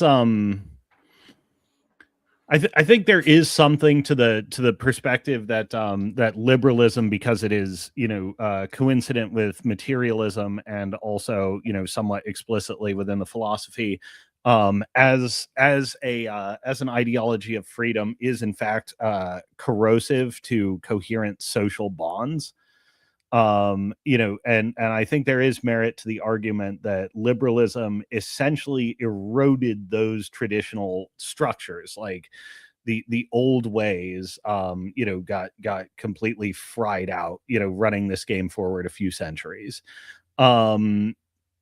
Now it doesn't remove the fact that, because the material circumstances have changed a lot. The amount of freedom to do things that's materially, like the power to do things that's materially available, that involves moving away from nested, rooted, geographically located communities, has actually gone up. And one of the things that's really important about this new covenant is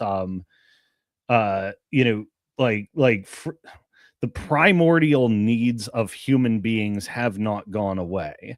But what you're looking at is, okay, in order to get these primordial needs satisfied again, you must create responsibilities and layers of obligation, because that's actually what the old eroded system was doing, is laying out obligations. The material power of people has changed, so you need new obligation suites that are updated to match the world as it is now, not the world you wish you had again. Correct. And a couple of points. First point is I'm going to say is I think I have this weird crypto suspicion, or like, is this a conspiracy theory? What do we call it? Crypto theory, I'll call it that. Is I think liberalism is not the first time the world has ever seen liberalism. It's just that recently is the only time when liberalism could take hold, because material abundance allowed it. No one is going to embrace individuality and freedom when you are so codependent with your family clan. In terms of even security, like you leave your town, you might die. It's like, oh well, you're not an individual because there's no individual power there. There's no individualism. Right. So I think modernity's material prosperity enabled it, and not only enabled it, but made liberalism inevitable.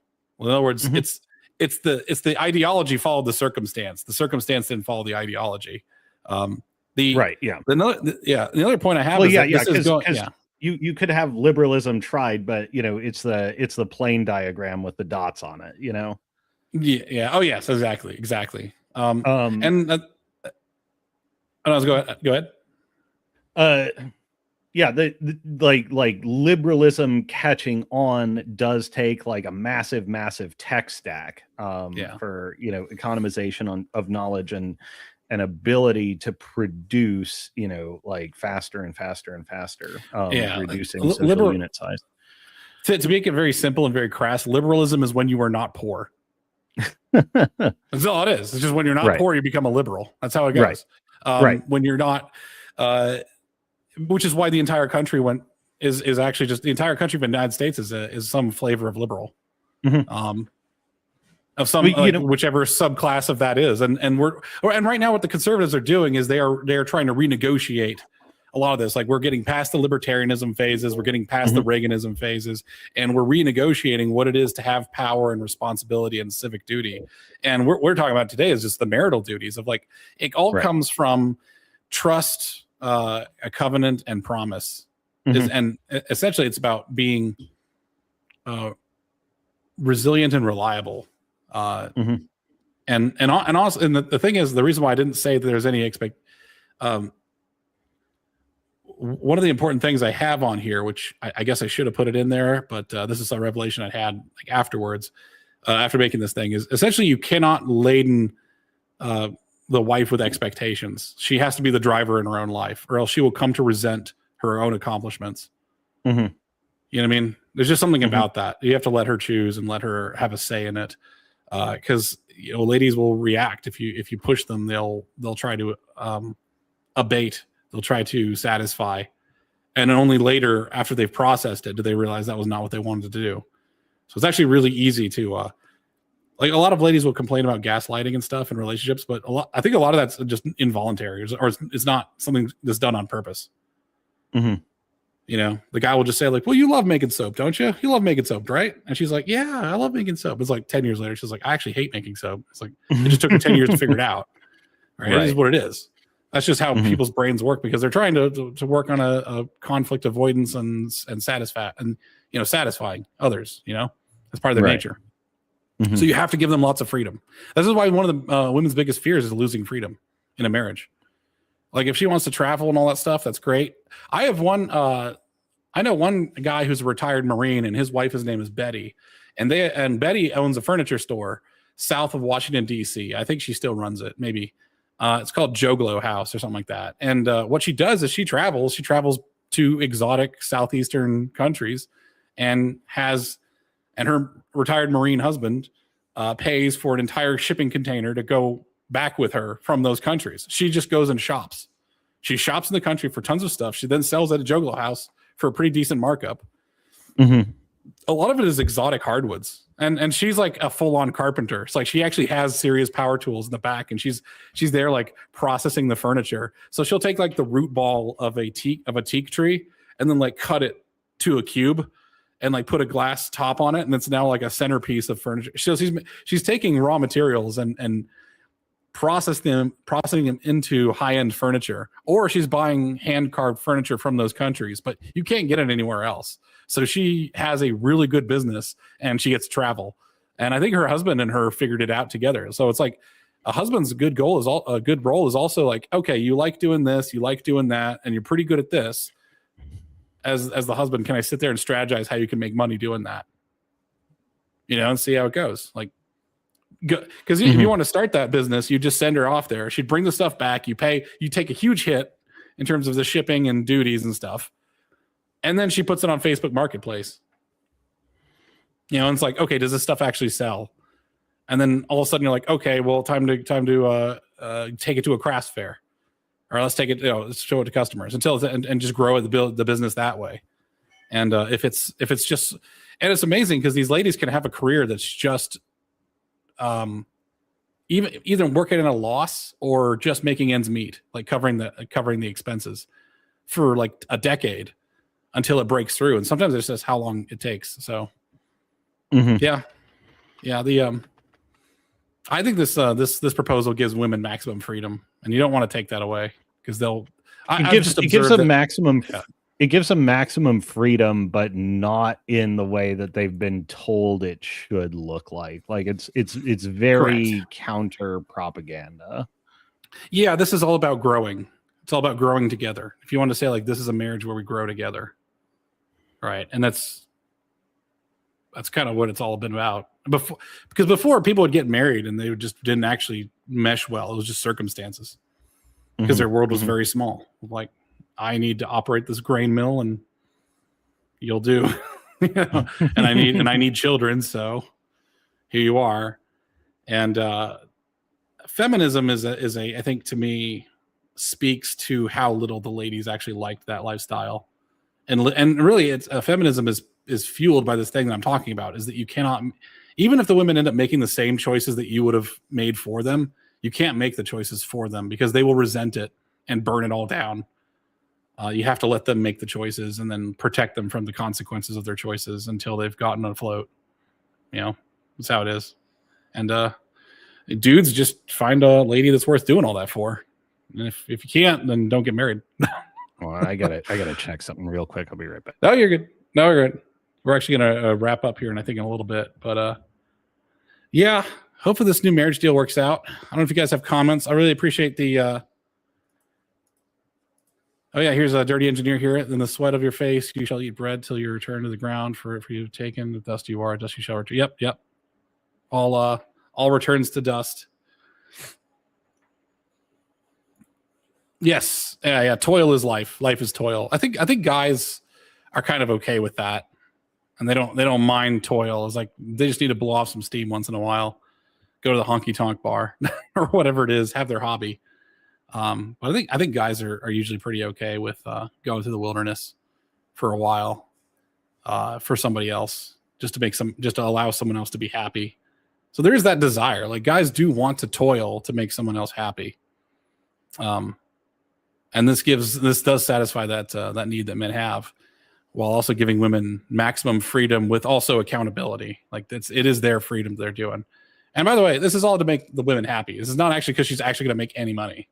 She might change her business a couple times too. She might say like, "Oh, I like soap. Oh, now I like candles, and now I like something else. I don't know." So whatever she wants to do, it's her.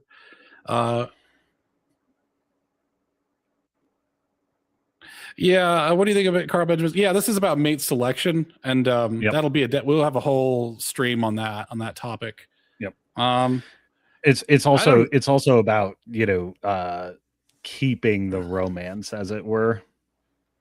Also, some women don't. That's not all women, though. That's true. You also have to understand that, like, people tend, as I said before in the stream, of like, man, these are. Someone will say like, oh, look at all these things that I wish I had. That's what's really important in life. It's the stuff that we lack tends to be the stuff that we overemphasize, right? And now we're living in an age of very safe men.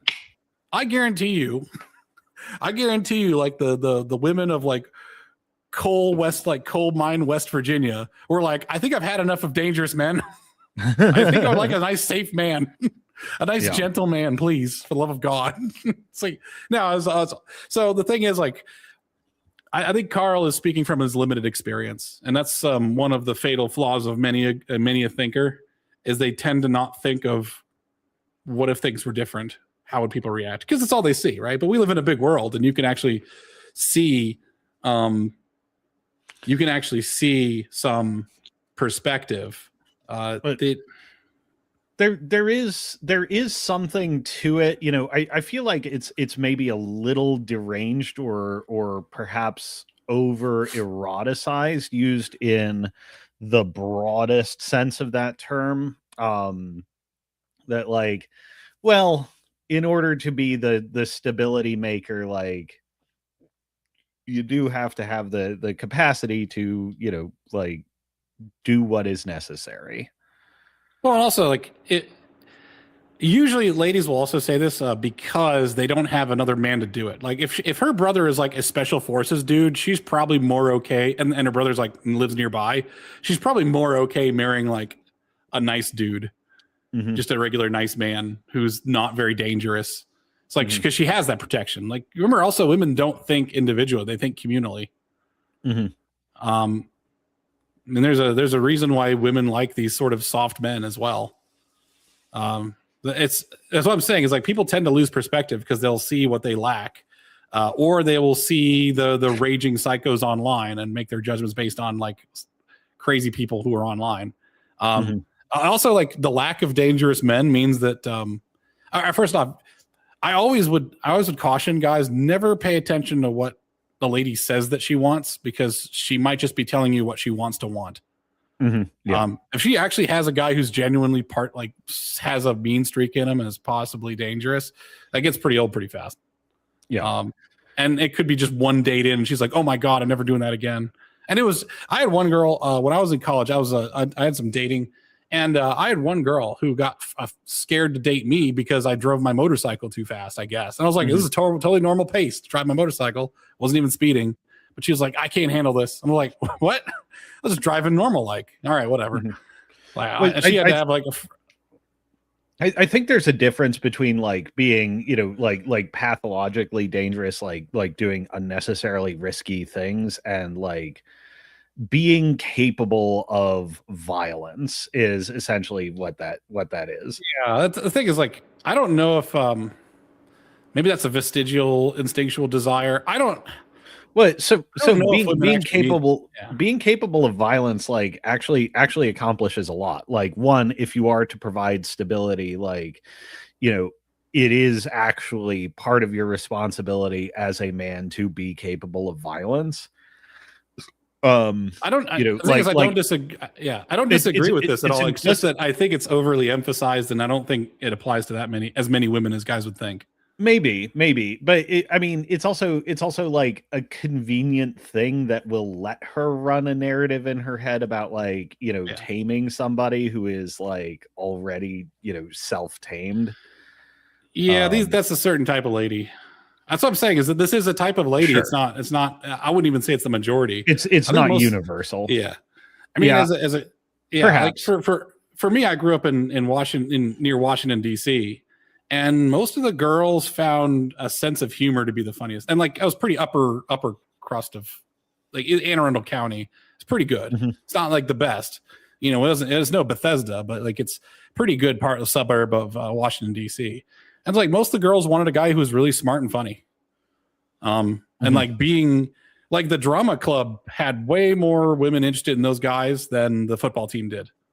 Mhm. So it's like, it depends on the kind of girl you're going for. Like, it might be a social class thing. Like, that's what I'm saying is, like, also remember that Carl Benjamin's from the working class, his working class background. That's probably just, in other words, what I'm saying is, like, I would caution people from universalizing something that might be very much circumstantial of the time, place, and class that you're in. And it's like, so yeah, that's my caution for that. Yeah, I do. I suppose I do agree. I suppose that's fair. I agree that it's a man's duty to do all that stuff, but I think remember, we're also approaching this from a rational standpoint, right? As ladies are not. So for a lady, if she wants a dangerous man, I find that to be, like, more of a weird. To me, it screams 12-year-old girl. It Like, starts to move into fetish territory. Yeah, it's like, it's not a mature thing, and that's why I say I don't take it very seriously, because to me it's very much like underdeveloped woman with what she thinks she wants. And I was like, I don't. It's like she wants the dangerous man. That's like, does she really want a dangerous man who, like, a dangerous but not uncontrollable? I mean, does she really want that, or does she think she wants that? Because that guy might slap her. Or at least make her feel like a slap is imminent if they have a disagreement. It's like, that scares the shit out of most women. Don't do that. Yeah, it's that you want to. A lot of women think they want a dangerous man, and they actually meet one, and it's like, oh, this is actually genuinely quite scary. Like, for I don't know. I think this is very much like. Can I be derogatory? I guess. This is an opinion of a very, very, like, coddled twink, and his opinion on women who are lacking that and are porn brained by romance novels, and making his opinion of all women based on the porn brained romance novelers. And I was like, it's same to me as, like, the Disney princess girls. Like, it's like, they're not real. These aren't good opinions to, like, base it on. This isn't just a Carl Benjamin thing, this is also a Jordan Peterson thing too. Like, well, no, he says contend with. That's very different. That's not dangerous. Like, contend with does not mean dangerous. I mean, if you're talking, maybe there's a different phrasing when he's a different moment. He said dangerous. I don't know, but I mean, I guess I would say, like, don't get wrapped around the axle with dangerous, because, like, when I read this, I read, like, oh yeah, capacity for violence. Like, it's a man's obligation to have this. It is a wise thing to seek out. Because I think that, yeah, it's an indicator. Like capacity for violence is an indicator of a lot of things. Like, you're arguing logically with something that I'm not. Yeah, you're arguing with the logic. I don't think women work on that thing, because I think what happens is when ladies sense danger, they get scared and run away. Yeah. And it's safe in their romance novels, but in real life, it's not what they want. Well, see, here's the thing: is, like, there's, like, danger. Why I'm saying, like, danger, needs to be understood as manifesting more broadly. Because, like, being dangerous, like, well comported to violence, brings in a lot of other other qualities like, like a mental assurance and confidence in oneself, physical confidence, including like in the domain of intimacy, not even to the point of like being pushy or whatever, like You're sort of just describing assertive. yeah, like Yeah, I would agree with that. Assertive is, healthy reconciliation to violence means like this is a man not to be trifled with. I don't. And The thing is, it like, the results violence. in a lot of highly desirable things. Well, it also results in lots of undesirable things, and I think you could be assertive without being like Henry Ford is like one of the most powerful men around, and he was not a violent man, but he could command violent men. Like he had the Union Busters and stuff, but it's like he was assertive. Like you don't actually. What I'm saying is like we're in a situation now where you can get the benefits of what was once a violent man, but really it's just powerful man. Right? Yeah, like that's mostly, I think that's what it's meant to. I think that's what it's meant to mean. Not that you're like a crazy asshole, like cluster B personality, like. She should never it's not good if she associates you whatsoever with violence. She should know that you're powerful and can provide and that you've got things under control. But the violence thing is entirely just a fetish from women who read too many smut books, I think. And the problem is if you build your opinion of women off of women who read smut books, you're going to think of women not so well, right? Like that's what I'm saying. It's like I have a very good opinion of ladies, and I think a lot of the consider that smut books or no, like the feminine frame of consideration does, like danger rarely comes from the objective circumstance. Danger almost always comes from the social domain, is how they're wired to think. Right. All danger is essentially other human beings. He should be a consequential man. There should be consequences. That's totally understandable. Yeah. No, he's powerful and understanding, like laying down and asserting limits with others in the social domain, which can mean like dealing with harassers, dealing with scary homeless people, etc. And like sometimes that involves the assertion of physical force. Like it's a whole package that results in a number of like that can manifest in some very antisocial behaviors, but also in some very pro-social ones. One of the main benefits for let's say a history of violence, like you were a veteran or something, is that she knows that you've gotten over that hump. Yeah, you know what I'm saying? It's like you've proven that you can handle it. The thing is, if you give an air that, that's the contention I had was with the violence part, I guess, is that it's a thing that is romanticized. But when they actually see it, it scares it's very scary, but powerful and consequential and assertive. Yeah, absolutely. I think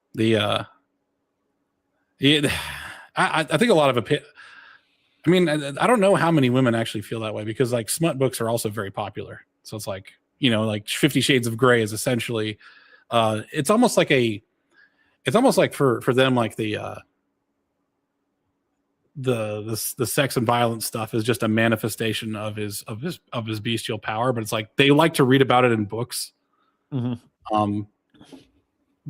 I don't know if you could take their ladies approach fiction, I think, in a very different way than men do, because men actually put themselves in it, and ladies like kind of feel that, and whereas ladies are like these like voyeurs of their own fantasies, and it's like, ooh, that's titillating, but it's not actually connected to them. Whereas like guys will say literally me, whereas ladies are like, they just get this, it's like they're not in it. I don't know. It's weird. It's like the playing with Batman thing where boys in their play become Batman and women make Batman themselves. Well, and they also don't even it's like they don't really internalize what's happening. Like it's weird because they'll have a self insert, but then they'll also be distant from it. Right. Well, because that's like female literature. Almost all protagonists are like void of many features and are, essentially like the tabula rasa for projection. They're also devoid of like meaningful negative features at all, which is super important to the female internal experience. One of the reasons for the name of this channel is like I'm not actually I'm into studying them. But the thing is, every time you talk with one, it's like, what does she really mean? Because she doesn't mean what she says most of the time. She's telling you what she's like working on 3 levels of projection. If you talk to a lady, it's like she's not thinking what's true. She's thinking like, what does Alex want me to, what do I want Alex to think of me? So what should I say to Alex to make him think of me as this thing? And it's like, I have to uncouple. It's like, I should just give him some like sodium pentothal and be like, no, we're not. I have to remove higher brain functions from you and actually get to the right of this. There's like 4 drink minimum for all people on the panel. It's like, I need you unguarded.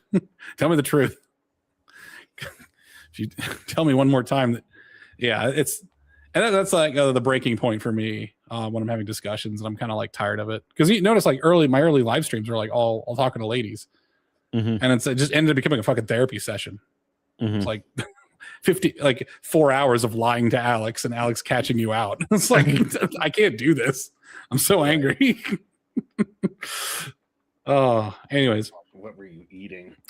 All right. I think I'm ready to call it there, guys. I had a lot of fun. We talked about it. Yeah. For everybody who's coming late, check out the stream, rewind that thing. I think we made this, a pretty good deal. This was a killer presentation. I told you the ladies didn't care at all. I showed it to them. I showed it to both. That's why I thought I put a lot of work into it and like had a lot of thinking. I was like, fuck it, whatever. Pearls before swine. We'll just gaslight them into following along with it. Well, this is the thing about like an operant theory, which is actually very, very close to reality and effective, is like, you don't actually need anybody to buy in. You just need to start executing. Yeah, absolutely. Yeah. Everybody have a good one. By the way, these are Sundays. We're going to probably do this at the same time. It's 2 p.m. Central, like 1 p.m. for Kosma. And these are when we're going to have like more serious talks, presentations. The Friday night show is us just effing around and having a drink, having a talk, blowing off steam. I should, I think I owe you getting together my my 9-point plan. Yeah, man. I feel like this is also a good follow up to this. Absolutely. Yeah, we'll announce these like a day ahead of time so you guys can know the subject matter. But we're interested in family, men and women. I guess you'd consider that subject to be sex. I don't know. Not really. Sex is such an inconsequential. It's the thing we pursue the most, and then we do the least. You know what I'm saying? Right. It's like once you got it, you're like, all right, no, it's no longer material now. But yeah. Do we have a day? Oh, do I have a day off tomorrow? Oh, shit. Tomorrow's MLK Day. Oh yeah. I might. Yeah. Almost called it Milk Day. Just start calling Milk it Day. Alex, please, just stop calling it Milk Day, Alex. Milk Day. It'd be really funny if I just started misunderstanding Martin Luther King Day. I just hear Martin Luther Day, so I like post like happy Martin Luther Day on like the job on the Teams thing. It's like, I don't think Alex gets it. Protestant Awareness Day. Fucking hell. Oh my god. That'd be just trolling hard. I just misunderstanding everything. Just till I get. If I become uncancelable, I will have to like do some shenanigans at work. Just become. This is like there's just lead in my water or something. I just become misunderstanding central. Oh yeah, all right, man. All right, guys. I'll see you guys later. Bye, everybody.